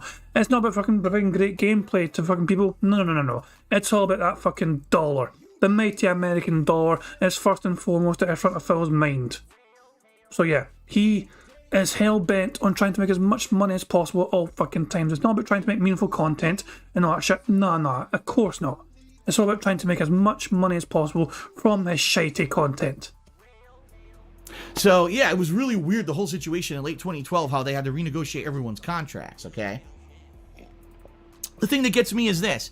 You would think that Machinima has accounting, right? They have an accounting or finance department who looks at ad revenue versus what they're paying their partners, and they would be able to have a red flag and come to the management of the company and say, hey, Mr. CEO, hey, Mr. President of Machinima, hey, whoever, we fucked up. Look, we're paying way more money. Can we fix this right away? Why did they wait an entire year of having these sky-high contracts before they realized that this was an issue? Why would they even have made those contracts initially? Didn't they have anyone do some kind of market analysis or anything on YouTube with advertisements to figure out that they were paying way more money than what they were making? It doesn't make any logical sense, all right? And actually, at that time, Machinima apparently was in dire financial straits, and that's when they ended up getting extra funding from YouTube. You might hear over the years, Machinima constantly has to get funding from someone else because they bleed money. As a company, they constantly bleed money. They don't make a lot of money. What they do is they just take more investors' money. So at that point, I believe they took investor money from like Microsoft, and that's why they did that big Halo series. And then they took investor money from YouTube, right? So then I remember the years of 2013 and 2014 were interesting because those years I was live streaming now. I was doing direct capture. I was doing a lot more of that stuff. Still, I remember those years, there wasn't too much issue where I had to constantly contact Machinima or anything like that I can remember, okay?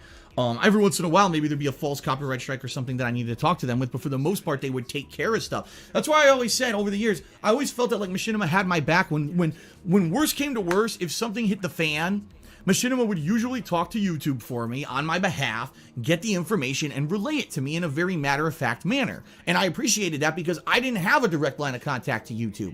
YouTube literally had no way to contact them for issues at all. All they had was a forum and a fucking stupid, frequently asked questions area. They had no way for a content creator to contact them and say, I have an issue, I need help, and get an answer, which is terrible. You have an entire website based off of making money because other people are putting their content on your site, and if there's an issue, they can't get help. What a fucked up system YouTube is, right?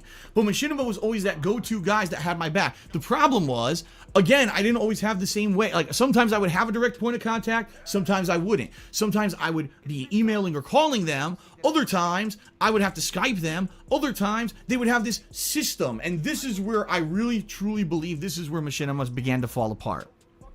I believe it was 2013 when they started full-time implementing this logs system, all right? What it is, it's an automated system. If you want something from Machinima, you have to go to this web page on their website, and you have to fill out a form giving all your information of what you need, and you got to put it into their log system. Most of the time when I had an issue, I wouldn't get a response for 1 to 2 days. Now, that's okay if it's a routine request or an issue, but what if there's a copyright strike against my channel and I need to get this looked into right away so that everyone can get it cleared up? You know what I mean? It sucked. It wasn't a quick response time from this log system. And anyone who's still with Machinima agrees this log system sucks. And it actually sucks because a lot of other partnership networks all also use the same log system.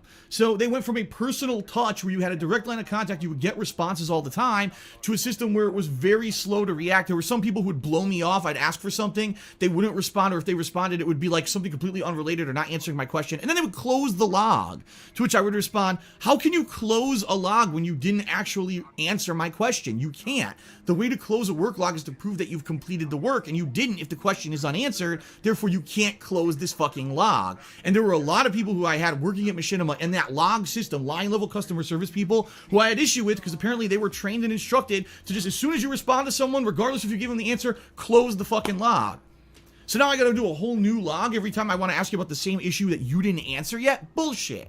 Terrible system. Absolutely terrible. And there was no accountability there either. If someone didn't do their work, no one ever got in trouble, or at least from our end, you can never see that. So that's one of the things I really hated.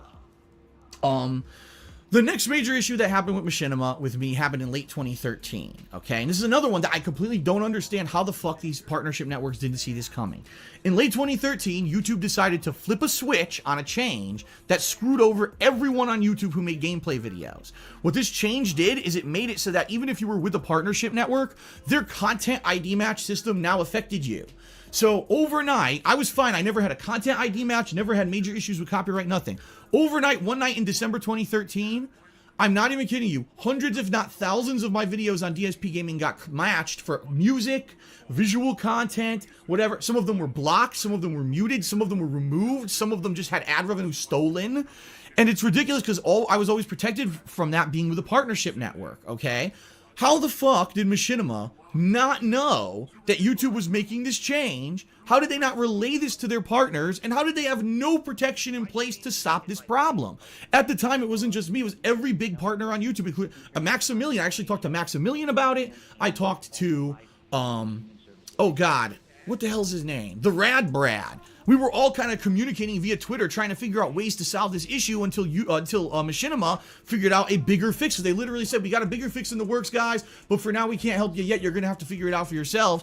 So I actually figured out a way to remove the music from the videos who had claimed music, and I relayed that to other big YouTubers who were with Machinima, and it was this big rigmarole for like 2 weeks. Then finally, after this 2-week rigmarole, Machinima says, well, for certain partners who are big enough, we're going to give you the managed partnership. All right. And I remember I was one of the people chosen. Rad Brad was. At that time, I don't think Maximilian was. I could be wrong about that, but I'm almost positive he said he wasn't selected for the managed partnership. And he was worried because all his videos were getting claimed. And he's like, how the fuck does this work? This is bullshit.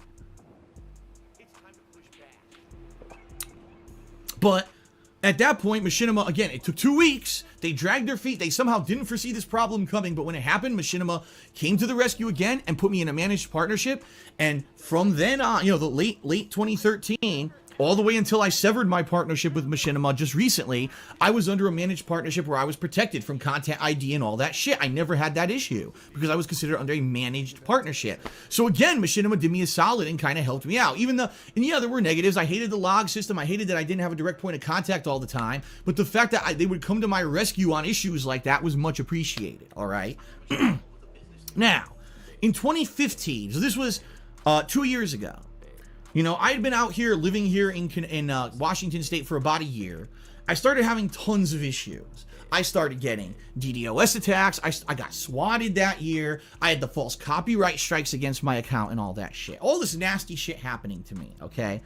Machinima, in a huge way, helped me that year, all right? They actually got in contact with me in regards to all the shit that was going on. And they said, we're going to personally help you. I got in contact with the head of the partnership program, which, guess what? He was the same guy who I had met in person at E3 2012 3 years earlier. He had left the company for a long time, 3 years, came back, and he was hired as the head of the partnership company, our partnership program. So obviously it was a huge coincidence, but it was also great because I knew the guy, and we had a great rapport. I would explain to him the problems that were going on with false copyright, the issues and shit, and he would give me recommendations. He would go to YouTube and talk to them on a conference call, immediately call me right back and say, here's what we learned. There was another girl who was working for the company who was actually in contact with me in regards to, like I said, attending PAX. She also was the person who was getting me in contact with game publishers to get me free copies of games. If you actually remember, in You fucking paid shell. 2015, I got free copies of a ton of games, including games like Rainbow Six Siege. I had an early copy of Fallout 4. I got a copy of the Uncharted collection. I got a copy of... I'm trying to remember. There was like maybe 10 games over the course of 2015 that Machinima actually hooked me up and put me in contact with those game companies. And yet, current day Phil wants all these fucking early fucking copies not be possible anymore. He wants all these fucking game developers to stop making early fucking review copies not a shit. How the fucking turntables? How the fucking turntables? You got fucking current day Phil fucking reading his little fucking tits off because all these other people are getting early access copies and sometimes they get fucking out and leaked and all that shit. And he's like, I'll just ban them all. Back in the fucking day, Phil did not give a shit about potential fucking leaks. He was the one that was getting early fucking access to these fucking games. He did not care one fucking jot that these games could potentially fucking leak because he was the one that was fucking benefiting from early fucking access for his shitey content. And got me free copies of those games. And that was the first time Machinima had ever done anything like that for me. So from my perspective, even though 2015 was a shitty year in regards to false copyright strikes and getting swatted and all that shit, I thought it was a good year because I now had a new rapport with Machinima, right? I was basically not really friends, but I was in good rapport with the head of the partnership division.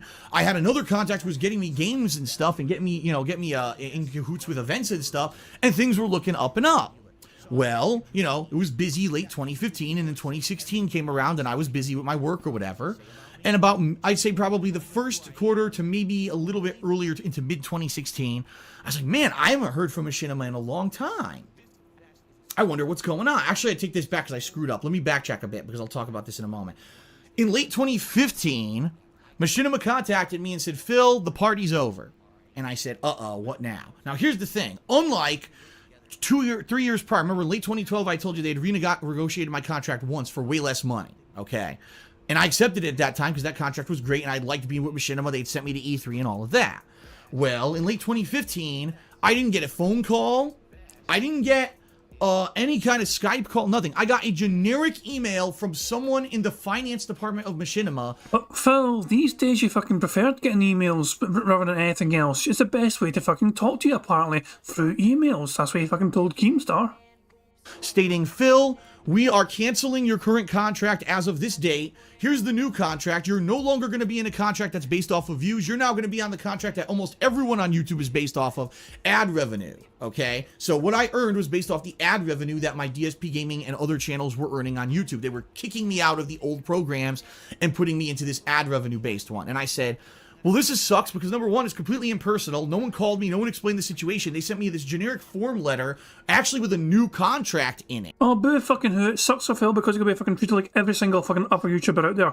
He was on that fucking views-based contract for so goddamn long. He was getting special treatment for so goddamn fucking long. And all of a sudden, he fucking has to be treated like every single fucking other YouTuber out there being on a fucking, you know, ad revenue fucking based contract. And he's fucking pissing and whining, but oh, that's not fucking fair. Holy fucking shit. Called me, no one explained the situation. They sent me this generic form letter, actually with a new contract in it, all right, stating that they were forcing me into this new contract or they were going to cancel my contract at the end of the year. And I said, this is ridiculous. This isn't how you treat someone who's been a partner and a top partner of yours for years. I should have gotten a call, at least explain the situation. And by the way, they were rushing me into it. They were only giving me like 30 days to sign this new, way less lucrative contract. A month is plenty of fucking notice, you dick. Or else they were going to give me the boot, okay? So immediately I contacted the head of the partnership program, who I was friendly with, and I said, listen, I need more time than just this. I need to go out and see what else is out there, what other companies are offering, and see if you're offering or what you're giving me now is better than what they're going to offer. You can't just force me to sign this within a couple of weeks. I'm going to need some time. Bitch, you weren't forced to sign anything. You're fucking given an ultimatum. Look, here's a fucking... Your old contract's fucked. Here's a new contract. You have 30 days to let us know if you're fucking interested. Come or go, stay or leave, whatever. You got 30 days. You weren't forced to sign anything, Phil. You chose to fucking sign it because you didn't fucking get anything better elsewhere. So the good thing is, again, because I had good rapport with the head of the partnership program, he said, we are going to give you an exception. We're going to give you like two months to Oh wow, 60 days instead of 30 days. That's incredible. Figure out what you want to do, and you can sign with us or not. It's up to you, but this is the best offer, the absolute best offer we can offer, and we apologize. We know it's a pay cut, but it is what it is. We can't keep paying you a flat rate because, again, apparently Machinima had found out they were paying me more money than what the channel was making ad revenue. So he was getting ridiculous amounts of money, more than he was fucking meant to be fucking getting, and he's fucking bitching and whining about then finally having to fucking make less. Because he was getting overpaid anyway. Can you imagine if Machinima was like, by the way, we're overpaying you, can we get some of that fucking money back? A lot of employers would try and fucking garnish your wages if they were fucking overpaying you for a certain amount of time. And certainly in the government, you know, imagine being on fucking benefits and the government overpay you, they're always fucking coming after that fucking shit. He was getting more money than he was fucking meant to be getting, and yet he's still bitching and whining and moaning about it. Money, yeah, yeah. Money, money. Oh, money, money. Yeah, yeah. Money, money. Thank you very much to Puckfootin for the super chat. It says he has to be the biggest hypocrite on the planet. He is definitely up there for sure. He's definitely up there in terms of hypocrites. This is what makes him a goddamn fucking lol cow. This sheer hypocrisy of the fucking idiot. And apparently Machinima had found out they were paying me more money than what the channel was making ad revenue wise. So why on earth, again, their finance department didn't figure this out and stop it to begin with? I have no idea. It makes no logical sense that there's this major partnership company who apparently has terrible finance people who never alert anyone in the company of what's going on, and therefore they always pay people more than what they make. It makes no fucking logical sense. How could you stay in operation? You couldn't. You'd be bleeding money constantly. It makes no sense. So I went out there in late 2015 And I looked at other partnership companies and what they were offering, and it turns out they were offering slightly less what Machinima wanted to offer me to stay with them. So I said, okay, I'm going to stay with Machinima. Now, I remember at that time I talked about this publicly. A lot of people gave me shit. They said, Phil, didn't you hear the negative press that Machinima did this thing and Machinima did that thing? Why would you stay with Machinima in late 2015 when they have this negative stigma associated with them and a lot of big YouTubers have left them because of this? Why would you stay with them? And I simply put said, because they're offering me more money than everyone else. So much for Mr. Morals, eh? So much for fucking Mr. Moral Compass and all that shit. He fucking stayed fucking where he was because he was getting more fucking money. Where the goddamn hell were those fucking morals then, Phil, eh? That's the bottom line. That's why I'm staying with them. It's not because I don't like... It's not... I mean, yeah, another reason I would say probably was because I was friendly with the head of the partnership program and I had that rapport with him and I knew if I needed help with something that I could contact him and I could get help with it. But outside of that, yeah, it wasn't... They weren't flying me to E3 anymore. At least at that point in late 2015, they were getting me free copies of games. So that was a nice thing, okay? So anyway... I ended up accepting all the renegotiated contracts, and as of late 2015, I ended up making way less money than originally I was with Machinima because I had gone into this ad revenue-based contract, performance ads versus views, which is bullshit. Because as a content creator on YouTube, I shouldn't have to worry about, oh, YouTube did good this month and signed up all those good advertisers, so I should try to pump out more video views this month to get more ad revenue in this month. But this month, I know traditionally they don't get a lot of ads, so I should just not do as much this month. I should be focusing on giving you quality stuff you want to see all the time and not have to worry about that shit. But because YouTube does a horrible job with advertisements and acquiring advertisers and keeping them, as we've seen in the news recently, they lost 250 top advertisers because they fucking suck and they don't know what the fuck they're doing because they're inept at their jobs. Now the content creators get screwed, right? The bottom line is if YouTube had done their job all these years and kept the advertisers on YouTube, that initial contract I had with Machinima back in 2011 would still be in effect today. And everyone would be hunky-dory happy. Machinima wouldn't have had to seek multiple different people. Okay, hold the fuck on. What? I need to rewind that. They're inept at their jobs. Now the content creators get screwed, right? The bottom line is if YouTube had done their job all these years and kept the advertisers on YouTube, that initial contract I had with Machinima back in 2011 would still be in effect today. And I'm pretty certain that YouTube did not want to fucking lose all this fucking money in the first place. It wasn't as if YouTube fucking planned to fucking have an apocalypse fucking happen to them. No, it's just the way it fucking happened. I'll say fucking YouTube can certainly fucking do a lot better in how they fucking operate a goddamn website. Yes. But it's not as if they fucking planned it, Phil. You're just you're fucking making less money through Machinima as a byproduct of, you know, YouTube fucking up themselves. It is what it fucking is. Brian S says they're pretty terrible for being unable to find advertisers who want to advertise their shit on videos from toxic, lying, alcoholic cunts. Exactly, yeah. It's just, I don't know.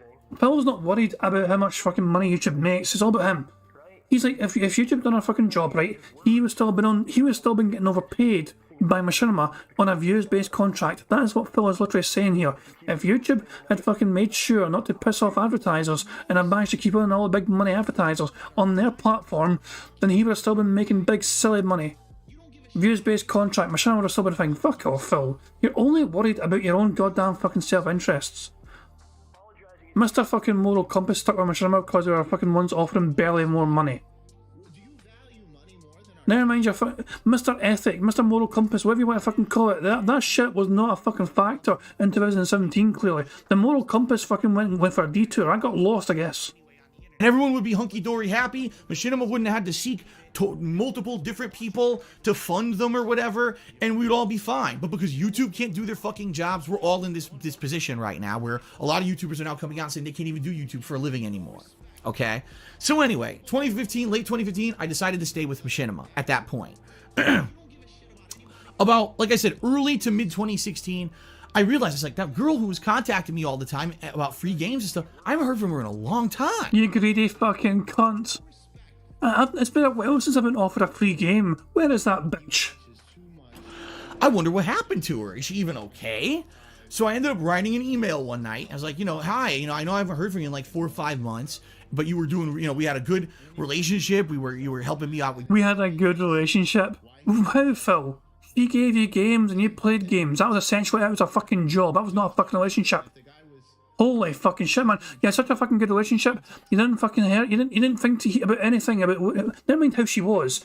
What a set off alarm bells for you is not how she was doing. It's the fact of the matter is, it's been a while since I've had a free game. It's been a long fucking time since I've had a free game sent to me. I wonder if the person that sends me free games is okay. I better go fucking find out and ask for a free game. Games and getting stuff for my business. I just want to see how you're doing and what's going on. Within 2 days, I got a response back, not from her, from the automated log system that I hate, saying, she's no longer with the company. Please don't send her emails anymore. Okay, that's interesting. So then I said, gee, I wonder. And there were 2 other people I knew who were with the company at that point. I sent them emails. Man, he was desperate for those fucking free games, wasn't he? Guess what I got? Auto responses back. Don't send them emails. They're not with the company anymore. And at this point, I'm like, obviously, it's another issue where, again, the employees came in for whatever reason, they were doing a good job. Everyone was happy and they all got laid off. And it was probably an initiative in 2015. We got to do good work with our partners and we got to help our partners out with copyright strikes and get them free games. And then all of a sudden, some manager, some upper CEO at Machinima said, oh, fuck that. I'm going to just completely destroy that program again and lay all the people off again. Fuck them. And that's what happened. So all my contacts at Machinima in 2016 were gone from the company. Okay. Now, in particular, I hadn't had any issues with copyright or anything major at all during 2016. So I never had to write them for really a copyright strike. I never had to write them for anything like that whatsoever. And I never even had to contact the head of the partnership company or the head of the partnership division about anything for most of 2016. It was pretty smooth sailing, no issues. So in that regard, I really didn't do anything there. I do remember, in the summer of 2016, I may have written them a log because I had to, because again, my point of contact was apparently laid off. So I had to write them a log in their automated system about why did my views drop all of a sudden? Because everyone noticed this in the summer of 2016, everyone views plummeted. And it stayed that way. It wasn't like they went down and went back up. No, they went down and just stayed down. And obviously YouTube changed something, some algorithm or something. Never disclosed that information, never shared it with anyone, didn't admit it. And I even asked Machinima. Machinima asked, and they got no response from YouTube. So I stopped pinging. Because at one point, how many times are you going to ask and you're not going to get a response from YouTube? Because they feel like they're so high and mighty and elitist and better than everyone that they could just change their whole fucking website and business without having any kind of disclosure to the people who make them fucking money by giving them their own content. It's so insane that this company operates the way that they do. They're such a company with their heads up their own asses. They're so elitist because they're all fucking Ivy League educated morons who have no street smarts. I've said this a million times before. They think that they're so smart and better than everyone that their changes will always benefit everyone, when in reality they always fuck everyone over. But I digress. So all 2016 went through, all right? Now let's talk about the current issue, what literally just happened, why I'm not with Machinima anymore, because you will not believe this story either, all right? So here's what happened. All of a sudden, in February 2017, 2 months ago, I looked at my channel performance and it made no sense. It told me that there was a spike in advertisement from October, November, December, that it went down slightly in January, which you always expect. And then in February, when typically ad revenue goes back up, it plummeted. It went half. So it was already down in January. Then it went down by 50% more in February, which meant with that amount of money being made, I couldn't pay my bills. All right. At that point, I hadn't instituted any backup plans or anything yet, or any kind of, things to fix anything. And I literally didn't know if I was going to be able to pay my bills, my mortgages, anything come this month. In fact, this month of April, because I was apparently going to make half as much money on YouTube than I had ever made before. I wrote a log. Had to write a log because there's no point of contact anymore with Machinima. They all got laid off, right? I wrote a log to their system. How can this be? Why does it say I'm making half as much revenue or whatever? Per the first response I got, okay, from their customer service department, the guy completely blew off my question, didn't answer. He basically said, oh, well, February is a shorter month. And based off of these ad revenue percentages and CPMs and all of this stuff, it looks like if it had been a month as long as a normal month, you would have made as much as you did in January, but it was a shorter month. I was like, are you an idiot? I made half as much as I did in January, you dunce. This is completely factually incorrect. You're completely dodging the question. I went back to him. I said, that is not a satisfactory answer. I want a better answer. That doesn't factually make any sense. I can't pay my bills unless you contact YouTube and find out what's going on. At this point, I thought maybe it was an error, like a glitch. There was actually a couple times with Machinima where this happened, where they either underpaid me or overpaid me. There was one time Machinima, I'm not even kidding you, this is a funny one. They paid me 3 times more than what they were supposed to pay me 1 month. Then they realized their error, and for 3 months they didn't pay me at all.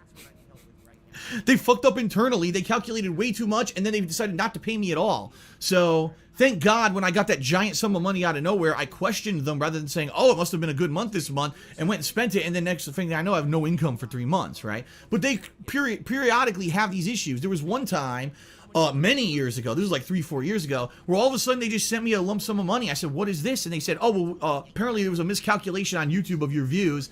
We actually owe you thousands of dollars. I was like, sounds good to me.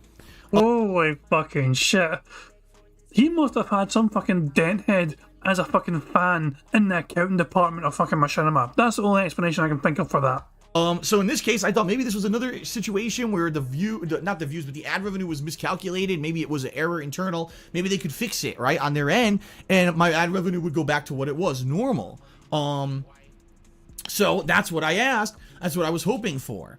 And it took about another day to get an answer, and now it was supposedly this guy who I guess is one of the more senior members of the customer service department at Machinima, and he came back to me saying, Phil, we're going to ping YouTube on this and give you an answer. It does look like, according to what you're saying, your ad revenue is way down. Like, everyone else has higher ad revenue than you. We can't figure out why your particular YouTube channel may be down and why you may be targeted. I think it's because you're a toxic arsehole or something, but that's just my first guess. From what we're looking at, it doesn't look like you've been flagged as advertiser unfriendly, which would mean that my channel was apparently eyeballed by YouTube by saying that I'm not a channel that the common people would see or that advertisers would want to advertise on. I mean, typically channels that are affected by that are political channels, religious channels, those kind of channels. I'm just doing video gameplay, you know what I mean? So that's not super controversial. You wouldn't think that my channel would be flagged. And from what they saw, they said, no, you're not. So let's get answers. I waited 3 days, got no response. Now, in the meantime, I'm making no money. I'm making like next to no money at all during February. And I'm like, where's my answer? I need a fucking answer from these people. Nothing. So I finally pinged them again. Nothing. I pinged them again. They finally respond. Okay, well, we talked to YouTube, and YouTube says that, no, you're not flagged for being advertiser unfriendly. They didn't give us any more answers. We'll continue to ask, but, whatever. I'm like, dude, this is not a valid response. I need an answer from YouTube. And I know what's going on is they're bringing it up quickly in like a meeting or a conference call as an aside issue rather than driving it as a priority, okay? So they get a quick little one-off quick answer and that's it. Oh, we got it. Let's send that back to Phil and hopefully that'll appease him. No, if I can't pay my bills, you telling me you don't know what the issue is isn't going to fucking appease me, okay? So I went back to them again and I said, well, this is not acceptable. This is unsatisfactory. I need you to escalate this issue to management. That was the first time. So this has been a week now that I have been talking through this log system with Machinima about making half as much money as usual, and I didn't get a satisfactory answer. I asked for them to escalate it to management. I waited another day, no response. I waited another day, and I wrote them another log, and I said, you now have me waiting 2 more days. You still haven't given me an update. I need... Oh, wait a second. Phil said update. I was listening out for the word to happen. Finally happened. I also put for some more bingo things to get ticked off the board, but he is going to get more wound up as it goes on. We still have another, how long's left? Like another 20 odd minutes, 25 minutes or so left in the video. So hopefully Phil will get he does definitely get more pissed off, that's what I'm sure. But yeah, it's been a quite strong card so far. An answer. They came back and again blew smoke up my ass. No concrete information whatsoever. And I went back to them again and I said, this is it. I said, I asked you now twice to escalate this issue to management. Okay. So now I knew basically they weren't going to do that. So I said, well, I know what I can do. I can contact the head of the partnership program. Now, it had been a while since I had talked to him, about a year. So I knew, Well, that's some fucking friend you've got, Phil. A whole fucking year you go without fucking talking to him. What a fucking great friend that is. Who knows what has happened within that year. So I write this guy an email because I have his direct, in my contacts and everything in my phone, I have all his direct information. I write him a message and I wait. I get an automated message back. It says, that person is no longer with the company. I'm like, you gotta be fucking kidding me. The guy who was the head of the partnership program, who helped me out tremendously all through 2015 and late 2015 with the contract renegotiation and everything, he's gone. Yeah, he's gone too, so they got rid of him too. If you have any issues that you would have contacted him for, contact this guy. So I forwarded the whole same email that I had written to appeal to help to the head of the partnership program, explaining the whole situation. I sent it to this other guy, you know, whatever. And that was all I could do, right? The next day, of course, keep in mind, I hadn't been getting any regular responses. Because I had sent this off to this other guy, I get a response the next day, again from the automated log system, the same guy who's apparently an up-and-up guy at the customer support of Machinima. And he says, we've contacted YouTube. They still are looking into it. They still have no definitive answer on what's going on. We've determined you are not flagged as advertiser and friendly, so that's not it. But we're not, you know, we don't have any answers yet. But then they said something that when they said this, that was pretty much it for me and Machinima. Here's what they said. They said, we would appreciate it if you don't go out of your way to write and contact other departments here within Machinima. To basically stay within the lines. Stay within where you're supposed to be talking to us for help on customer support in this log system. And don't you dare go outside and try to contact anyone else for help. All right? Basically, if you want a translation of what Machinima were trying to fucking say to him, it was basically, shut the fuck up! and yeah, basically, yes. This is exactly what fucking Machinima were trying to fucking tell him, because they were just, Phil was going to every single possible fucking old source he had to try and get a different answer. Never mind the answers he was being given, which was accurate answers at the time. He was trying to fucking bypass all these fucking different things to try and find an answer that suited him and to his fucking needs. That was it.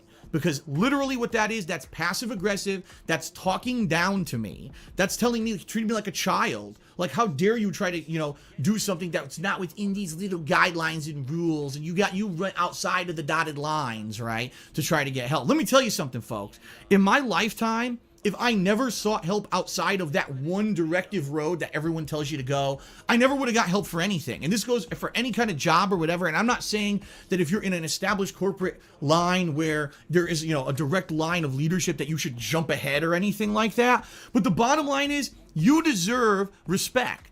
And if you're not getting answers and you're not getting respect and you're not being treated fairly by someone, you have the right to stick up for yourself and seek out help from someone else and or seek that respect or aid from somewhere. Never ever let someone tell you to basically sit there and be happy and shut up like a little kid and sit in the corner and we'll give you information when we get it.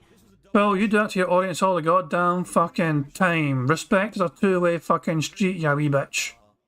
You have no fucking respect whatsoever to your fucking audience. You're always fucking telling them what to fucking say, what to fucking talk about. Don't fucking talk about this, don't talk about fucking that. You're always trying to fucking keep your audience within these fucking certain narrow fucking lines because, you know, you don't want to fucking have them talking about sports or attractive stuff or fucking real life stuff. No, they got to fucking focus on you and the gameplay and talk about you and me. No, you're always treating your audience this fucking way. You don't fucking like it when it's done to you, and yet you're fucking happy to treat your audience like this. Do you not see the double standards there, the fucking hypocrisy there? You know, because that's literally what this message said. It was very passive-aggressively worded to me saying, don't you go and talk to anyone else within the company but this customer service line ever. That was it. I wrote them back, and here's what I said in my message. Oh, by the way, they did give me a suggestion as well in this message. With that passive-aggressive message, they said, we recommend you shorten your video length because right now we're seeing your videos on average are 20 to 30 minutes long, but your average watch engagement is much less than that. What we need you to do is shorten your videos so that your watch engagement percentage will go up and hopefully you'll get better ads on your videos, all right? So they did actually give me a good piece of advice. Not to say that it was an amazing piece of advice. It was kind of like a quick fix rather than a root cause of the problem kind of answer. But they gave me that piece of advice. And I responded. The first thing I said was, I want you to understand something. This literally is a situation where I'm in dire financial straits. And if this stands where I'm going to be making half as less money on YouTube as I ever did before, starting now, I'm going to lose my house. I'm going to have all my shit reclaimed. You know, credit card bills are going to go default. I'm probably going to have to declare bankruptcy. I'm going to lose everything. And foreshadowing anyone? The fact that I've now been talking to you for a week and a half and you can't get me any kind of answer, I have every right as a fucking respectable human adult to go seek help elsewhere. It's your ineptitude is the reason why I have to go seek help elsewhere. Oh shit, that's right, James L just said he said engagement. I missed that. I'm sorry guys. Phil said engagement, so we can tick off engagement. There we fucking go. Still no bingos as of yet. We're very close to bingos in a few different wee lines, but still not quite there as of yet. But sorry for missing engagement. If I miss anything in the card, please let me know, guys. I don't try and miss things, I just do sometimes. And I even said, I wasn't going and seeking some department outside of the scope of where I would look for help at Machinima for help. I was going to the head of the partner program, who throughout 2015 and 2016 helped me repeatedly with false copyright strikes, with issues against my channel, with contract negotiations. That would be the natural person one would logically reach out to. I wasn't going outside the scope of what I was supposed to be doing. That's exactly what I was told to do 2 years ago for issues. Now all of a sudden in 2017, you changed your whole structure again, and now it's the wrong thing to do, and you talk down to me. And I literally said, I feel like you've insulted me, and therefore I'm going to be honest with you. I want you to escalate this issue to management. I don't care if it's your manager, if it's the CEO of the company, whoever it is. They need to be aware that this is an issue going on with YouTubers and people under your partnership program. And I want you to know that if you feel that this is how you're going to treat me as a partner, I don't want to be with you anymore. And I said that in black and white writing in this message to them. I don't want to be with you anymore. If you're going to mistreat me and talk down to me and not get me help and basically talk to me like a kid. Because this is my livelihood here. Understand, this is my livelihood. And I ended the message in this manner. I said, I do not want to hear from you again. I want to hear from management who are going to explain to me the situation of what is going on, all right? And that's that, okay? The next day, I got a message from Machinima saying, and it was from the same guy, so again, went against my wishes, we have decided to execute our right to end a partnership with you on all of your channels. Therefore, here's the legal agreements that we had with you. With DSP Gaming, this channel can only be, for a certain amount of days. For the King of Hate vlogs, a certain amount of days. And for KO Gaming, a certain amount of days. So basically what they were saying is they didn't want to be in an agreement with me anymore with the partnership, all right? So let's recap this situation. I did nothing wrong. Okay, I held on as long as I fucking could. Oh my fucking god. Oh my fucking god. That is incredible. So he's basically fucking like, I want to speak to your manager. I don't want to hear from you again. And the fucking same guy. Say, if you're not going to escalate to this manager, I don't want to be with you anymore. And Machinima was like, okay, bye then. And Phil was like, I did nothing wrong. Jesus fucking Christ. Oh my fucking god. I one more time. One more time just for the hell of it. One more fucking time just for the hell of it. Who are going to explain to me the situation of what is going on, all right? And that's that, okay? The next day, I got a message from Machinima saying, and it was from the same guy, so again, went against my wishes, we have decided to execute our right to end a partnership with you on all of your channels. Therefore, here's the legal agreements that we had with you. With DSP Gaming, this channel can only be, for a certain amount of days. For the King of Hate vlogs, a certain amount of days. And for KO Gaming, a certain amount of days. So basically what they were saying is they didn't want to be in an agreement with me anymore with the partnership, all right? So let's recap this situation. I did nothing wrong.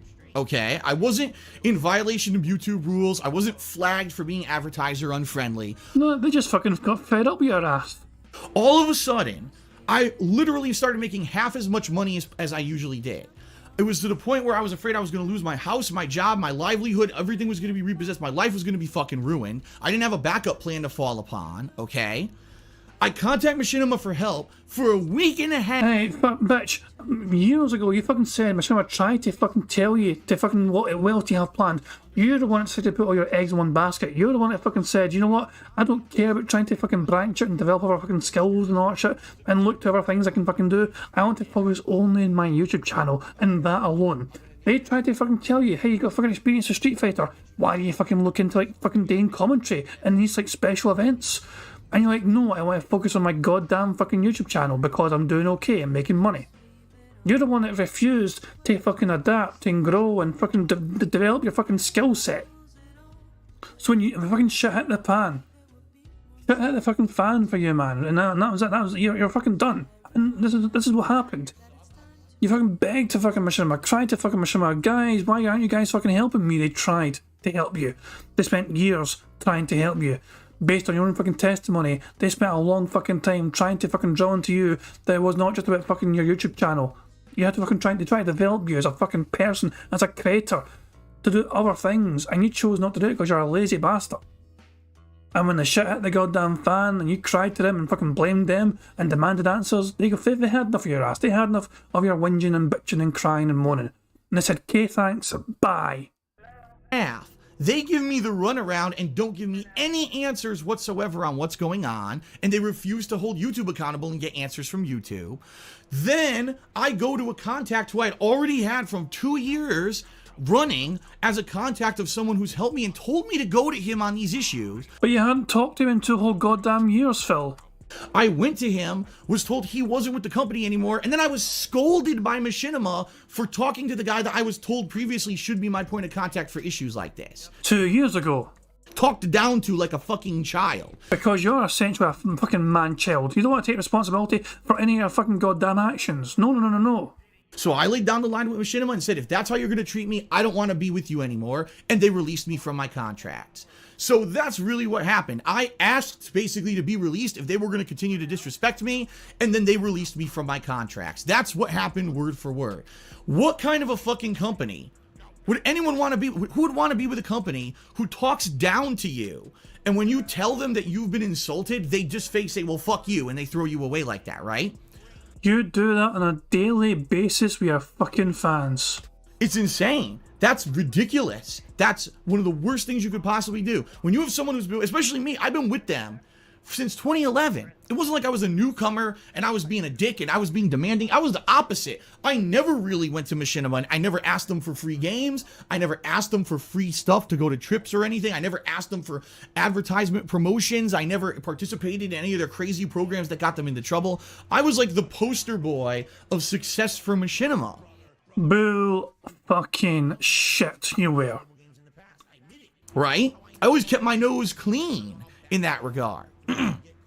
And for them, after 6 years, to basically say he's just a nobody and blow me off and then insult me for talking to someone who was a previous contact of mine, fuck that. Like, get the fuck out of here. Now, of course, I did some research. After all this happened, I said, I've got to do some research. I got to figure out what really happened here. I found out, ladies and gentlemen, that in 2013, Machinima's management got shaken up and basically they got taken over by the CEO. All right, I'm not going to give his name or nothing, but I did some research on this guy. Born with a silver spoon in his mouth, went to Ivy League schools his whole life. Parents paid his way, by the way. And he's on the board of directors of a million different companies, which means there's no way that his actual full attention is given to Machinima at any one time whatsoever. All right, there's no way. When you're on a board of directors of a bunch of companies, you're constantly involved and intertwined with their issues and things. There's no way that you could possibly be involved full force in the company that you're supposed to be the CEO of. This guy is basically the antithesis of everything that I stand for. I'm a believer in hard work. I'm a believer in earning everything, earning your way.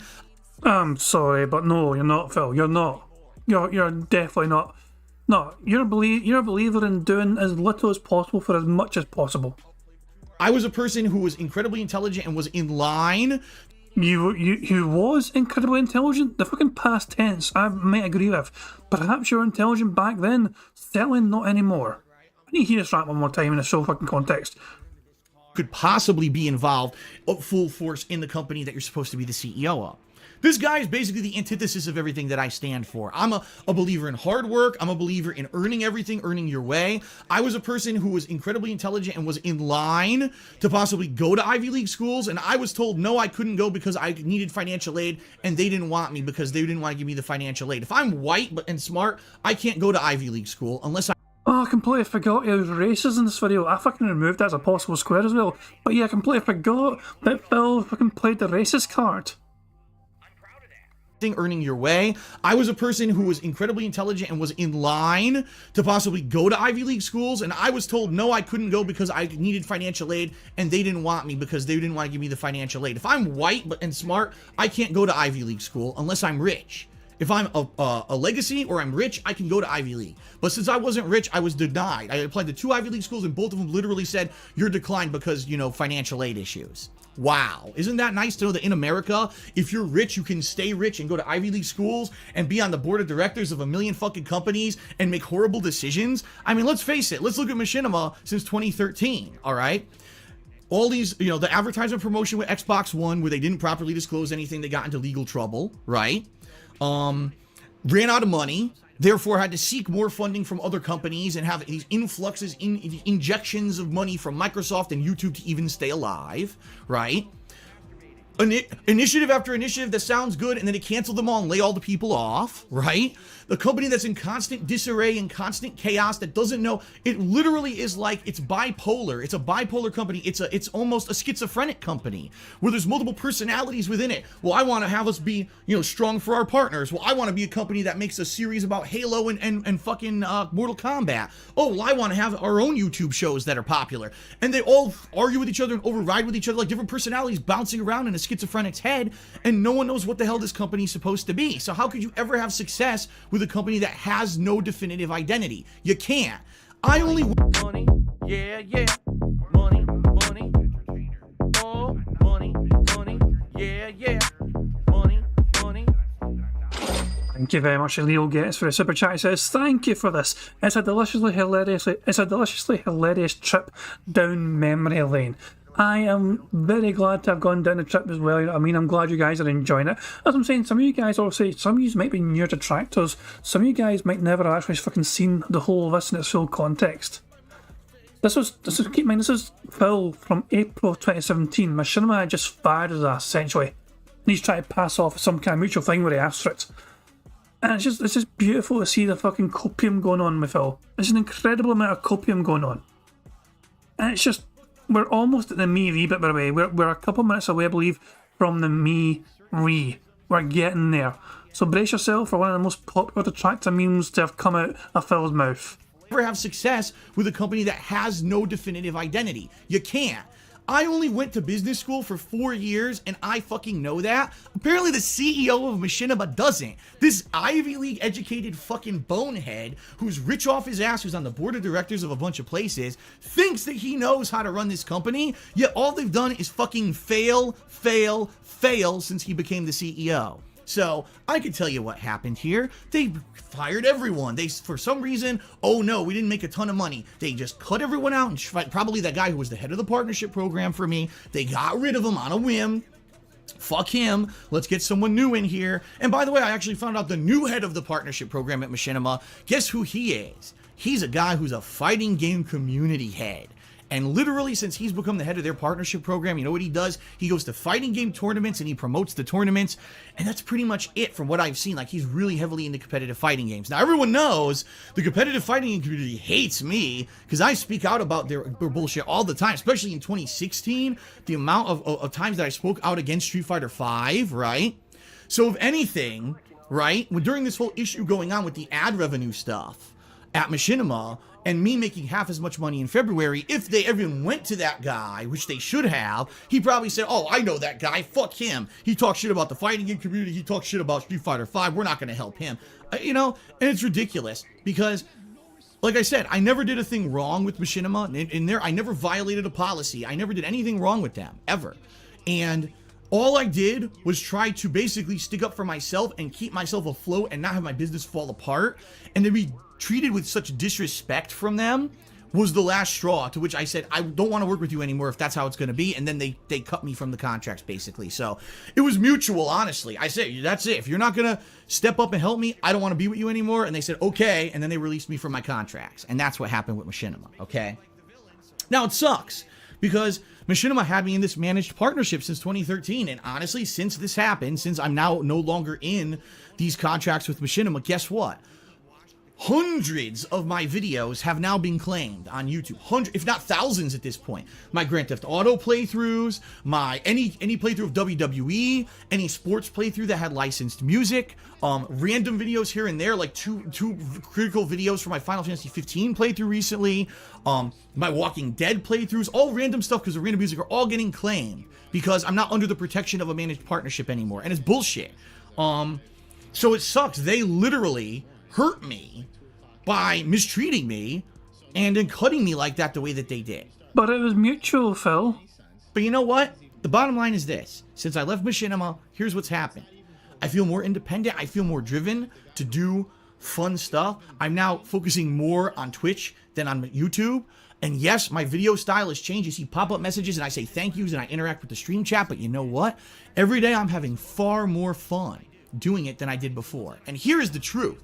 The entire time that I was with Machinima, not once ever did they do anything for me in regards to helping me grow my channel, to helping me become more popular on YouTube. It was always, oh, if something goes wrong, then we'll try to help you. Oh my God.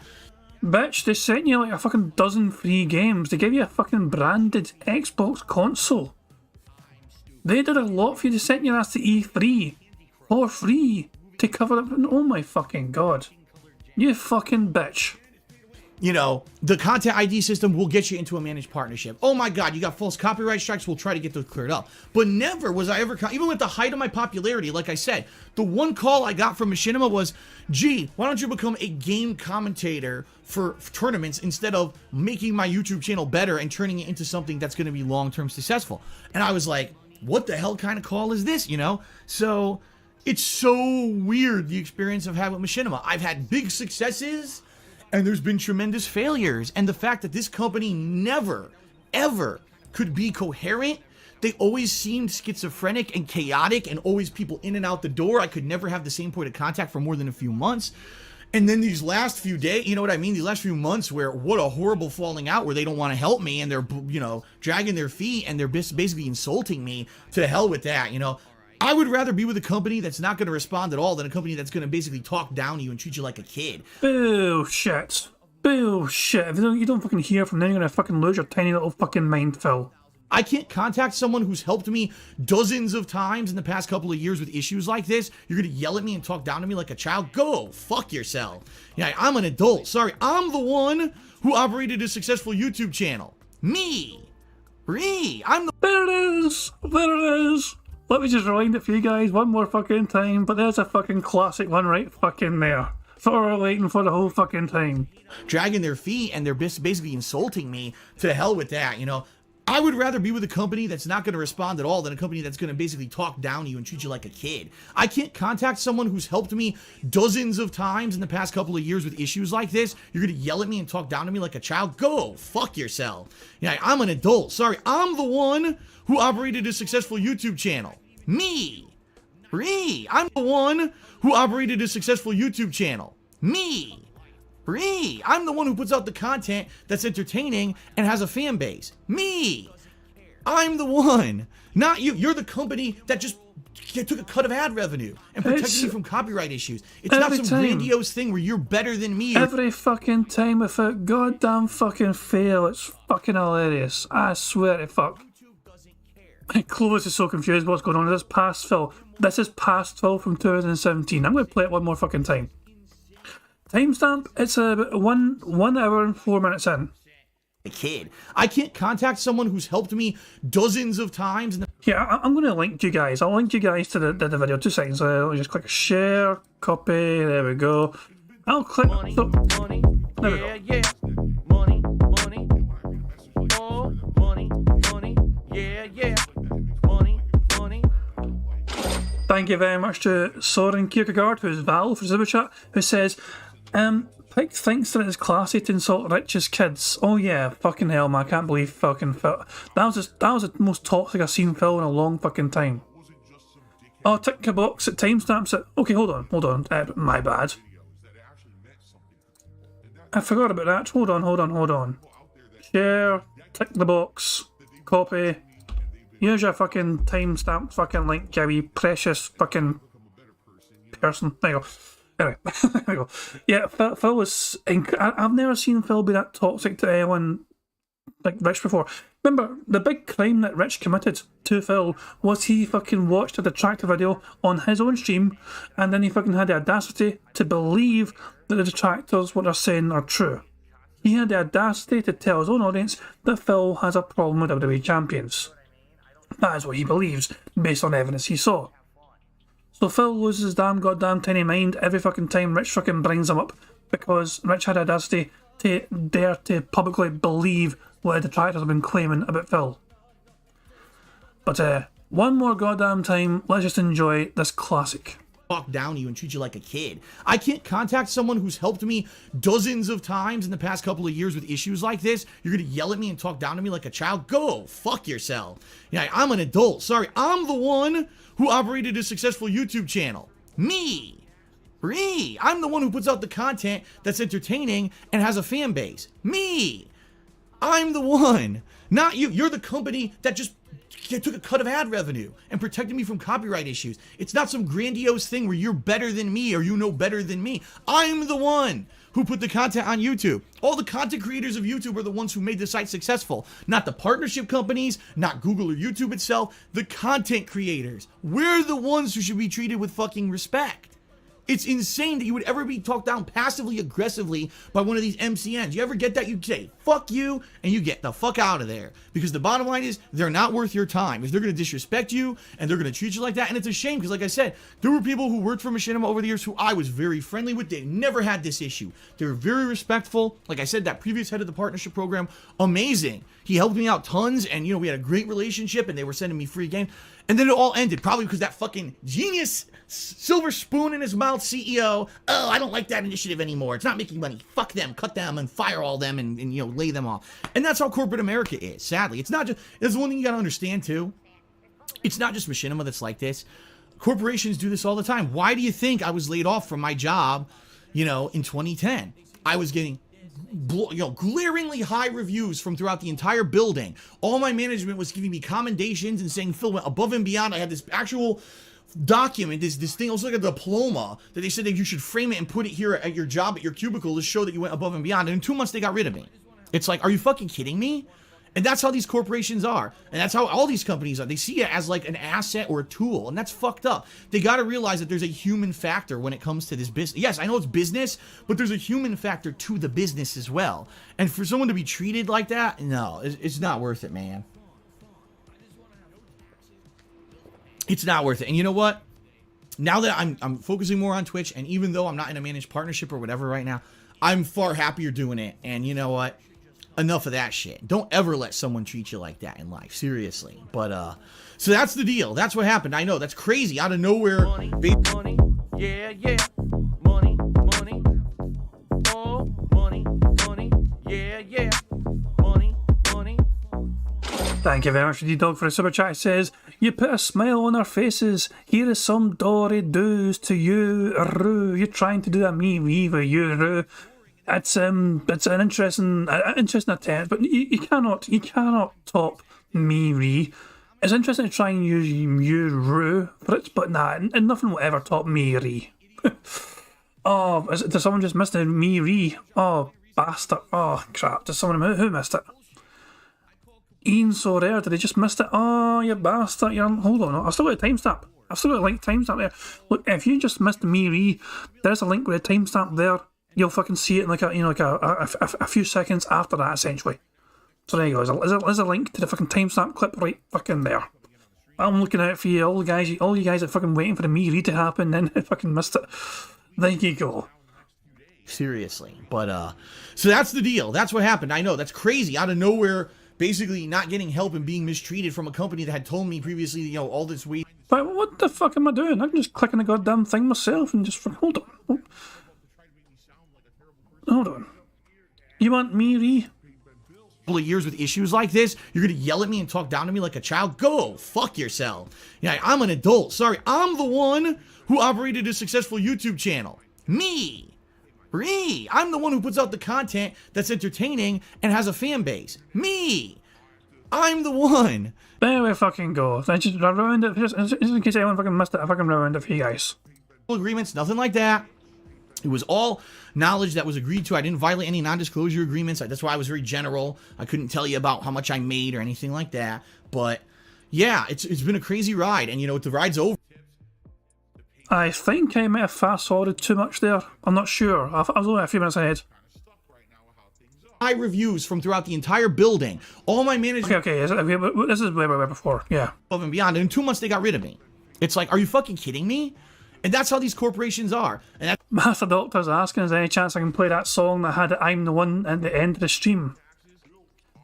What's the song called? I'll have it, but I just don't know.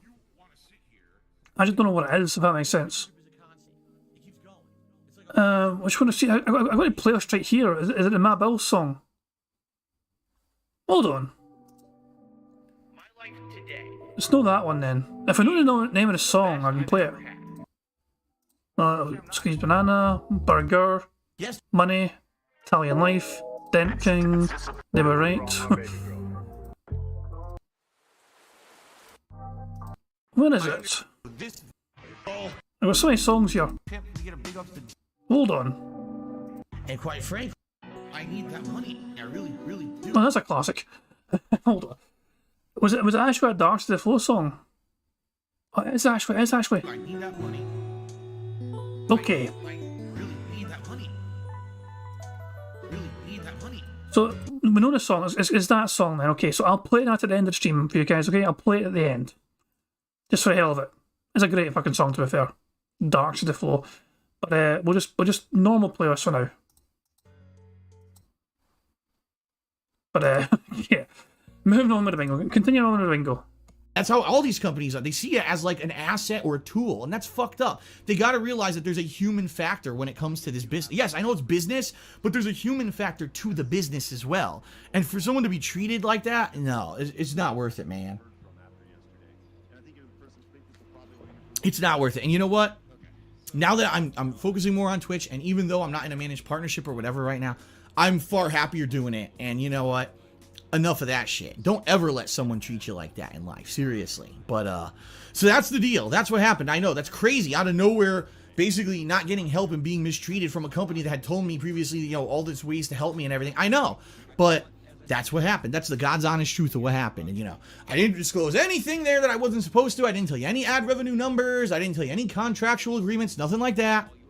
It was all knowledge that was agreed to. I didn't violate any non-disclosure agreements. That's why I was very general. I couldn't tell you about how much I made or anything like that. But yeah, it's been a crazy ride. And, you know, the ride's over now with Machinima. Now I'm with another company. And honestly, you know, I haven't interacted with them at all. I'm not in a managed partnership. So even if I get like a copyright strike, I don't even know if Curse can help me, honestly. I have no clue.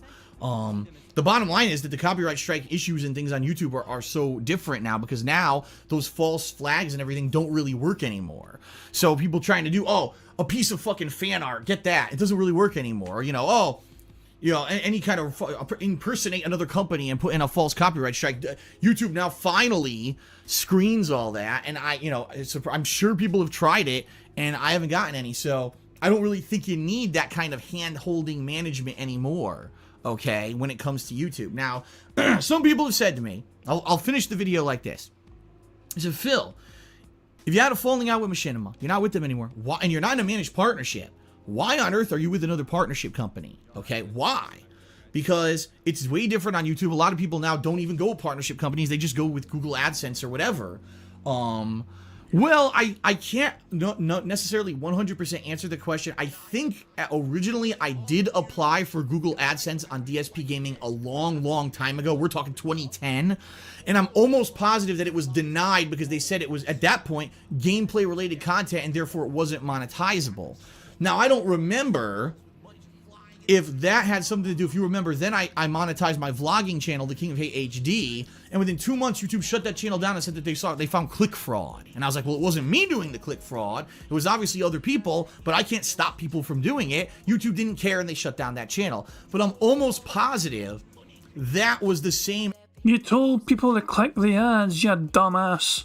AdSense account that was associated with DSP Gaming. So basically what I would have to do is set up a new AdSense account, a new everything, and try to start from scratch and get all that set up.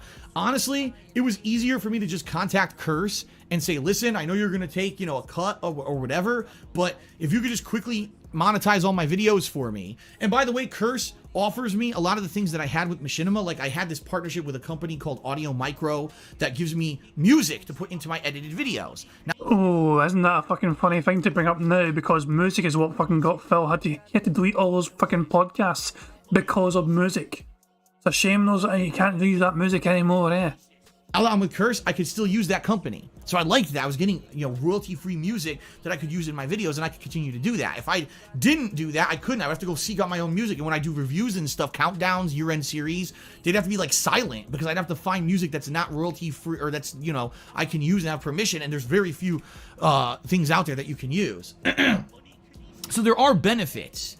to be being with Curse. Now, by the way, the other thing that a lot of people don't realize, the Curse partnership is very open-ended. Unlike Machinima, where you're always tied into a contract for a certain amount of time, Curse basically says the way that we pride ourselves is that we think our partnership is good enough that you're going to stay with us. But if you want to leave us at any time, just submit a request and you can leave. So if ever I get an offer to be in a managed partnership again, or I get an offer for more money, you know, a better ad revenue percentage, I can jump ship from Curse and no harm, no foul. Money, yeah, yeah.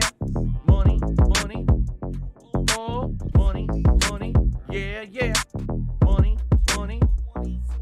Thank you very much, Prophet, for a super chat. He says he couldn't get a new AdSense. Once you are banned, that's it.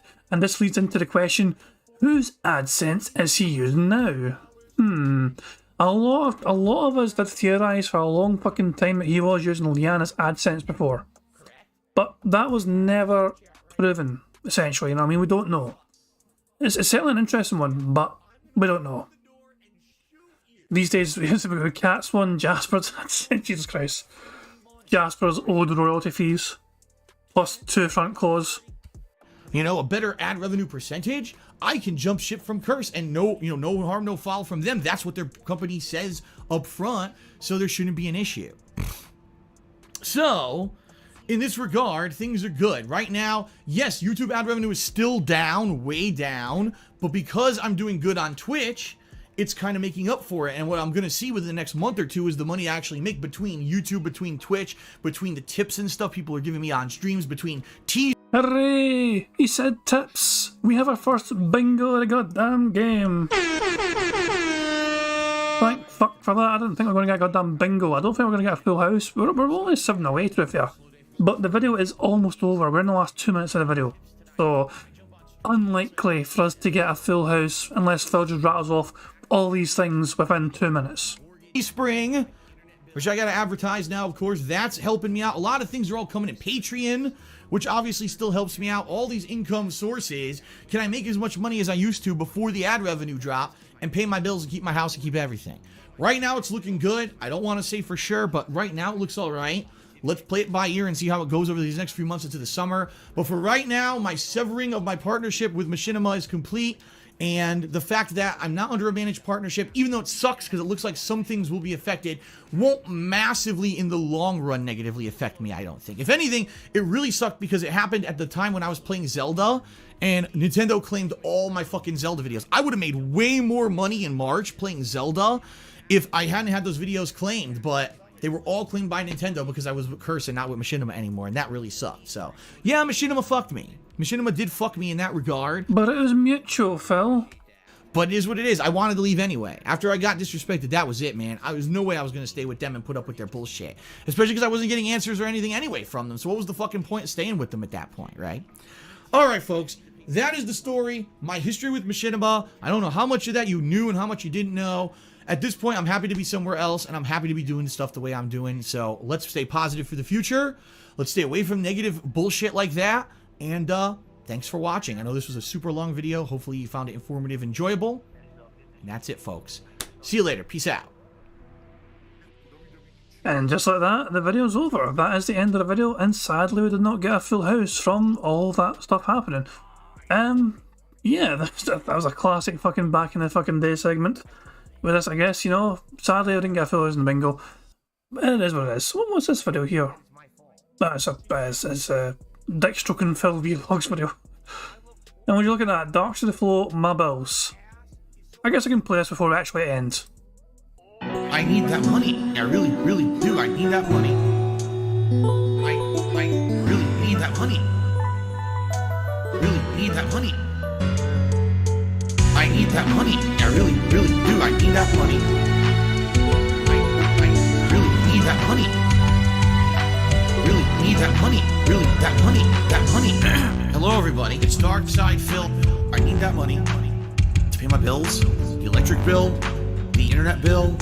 Stupid fucking trolls, man. I just want to chill. I rock back and forth on the X and Y axis. Tip me so I could catch up on back taxes, making large stacks, refunding chargebacks, and my laugh sounds like act. 50 bitch here, 50 bitch there, 50 bit bitch. Raise your hands in the air.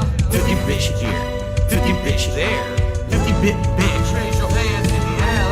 I need need that money. I really, really do. I need that money. I really need that money. Really need that money. I need that money. I really, really do. I need that money. I really need that money. Really need that money. Really, that money. That money. I want to have chill streams. No detractor memes, bathroom breaks, playing WWE, relaxing chill session of Street Fighter 3. Like I'm getting my vibe back from 2017. 50 bitch here, 50 bitch there, 50 bit bitch. Raise your hands in the air. 50 bitch here, 50 bitch there, 50 bit bitch. Raise your hands in the air. I need that money. I really, really do. I need that money. I really need that money. Really need that money. I need that money. I really, really do. I need that money. I really need that money.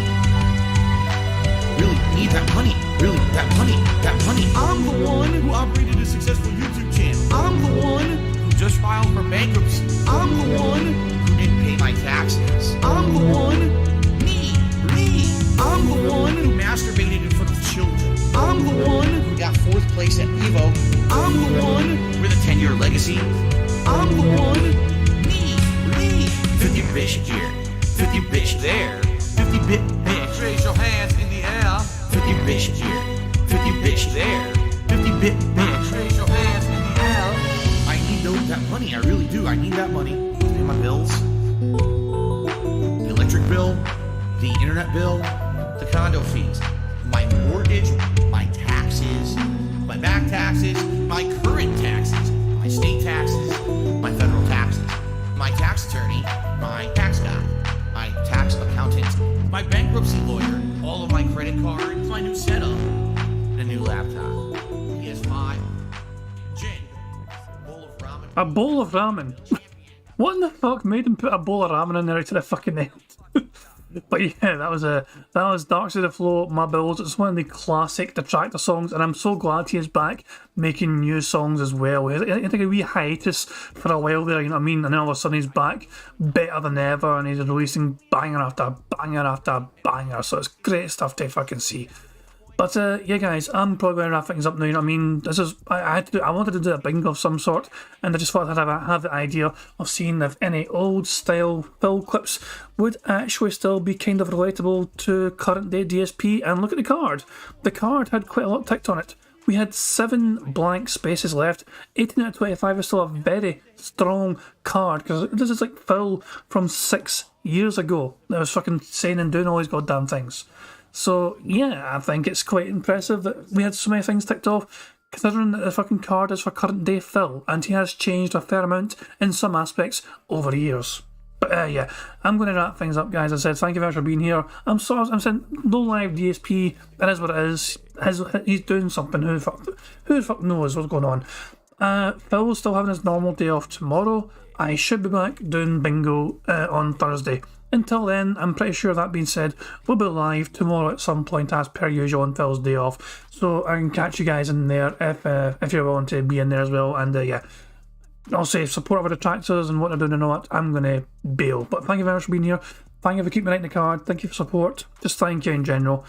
Hope you all enjoy yourselves, and I'll catch you all on May the 4th. May the 4th be with you and all that jazz. But yeah, I assume Phil will be fucking back streaming by then. But yeah, until then, guys, have a good one. I'll catch you all later. Enjoy the rest of your Tuesday, and enjoy your Wednesday as well, how you want to spend it. And I will see you all later. Peace out. On September 14th, a pre-authorized payment of $16.51 from PayPal.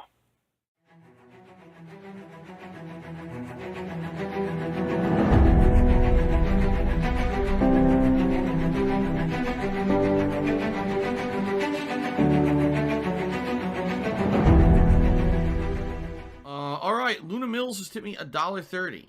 It says, I'm back. What's your favorite type of shower? When you're showered in money. When you go outside, all of a sudden, greenbacks start falling from the sky. And you raise your face up, you're like, oh, you start dancing, you go, oh, money, money, yeah, yeah. All right, I don't know what the hell you're talking about, but thank you for the first tip of the day.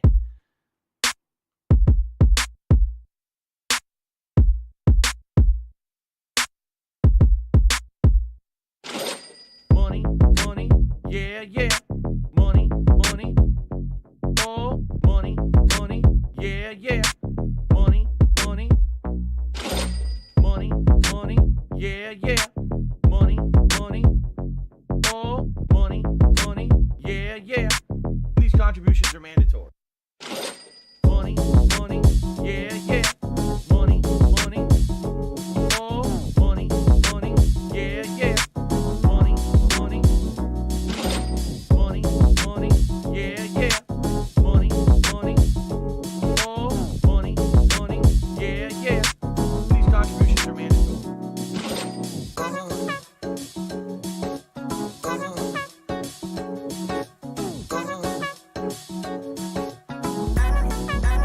Show me the money.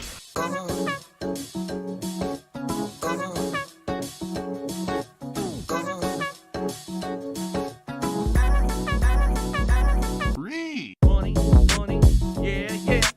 Money, money. Oh, money, money, yeah, yeah. Money, money. Money, money, yeah, yeah. Money, money. Oh, money, money, yeah, yeah. These contributions are mandatory. And it's gone, just gone like that in an instant.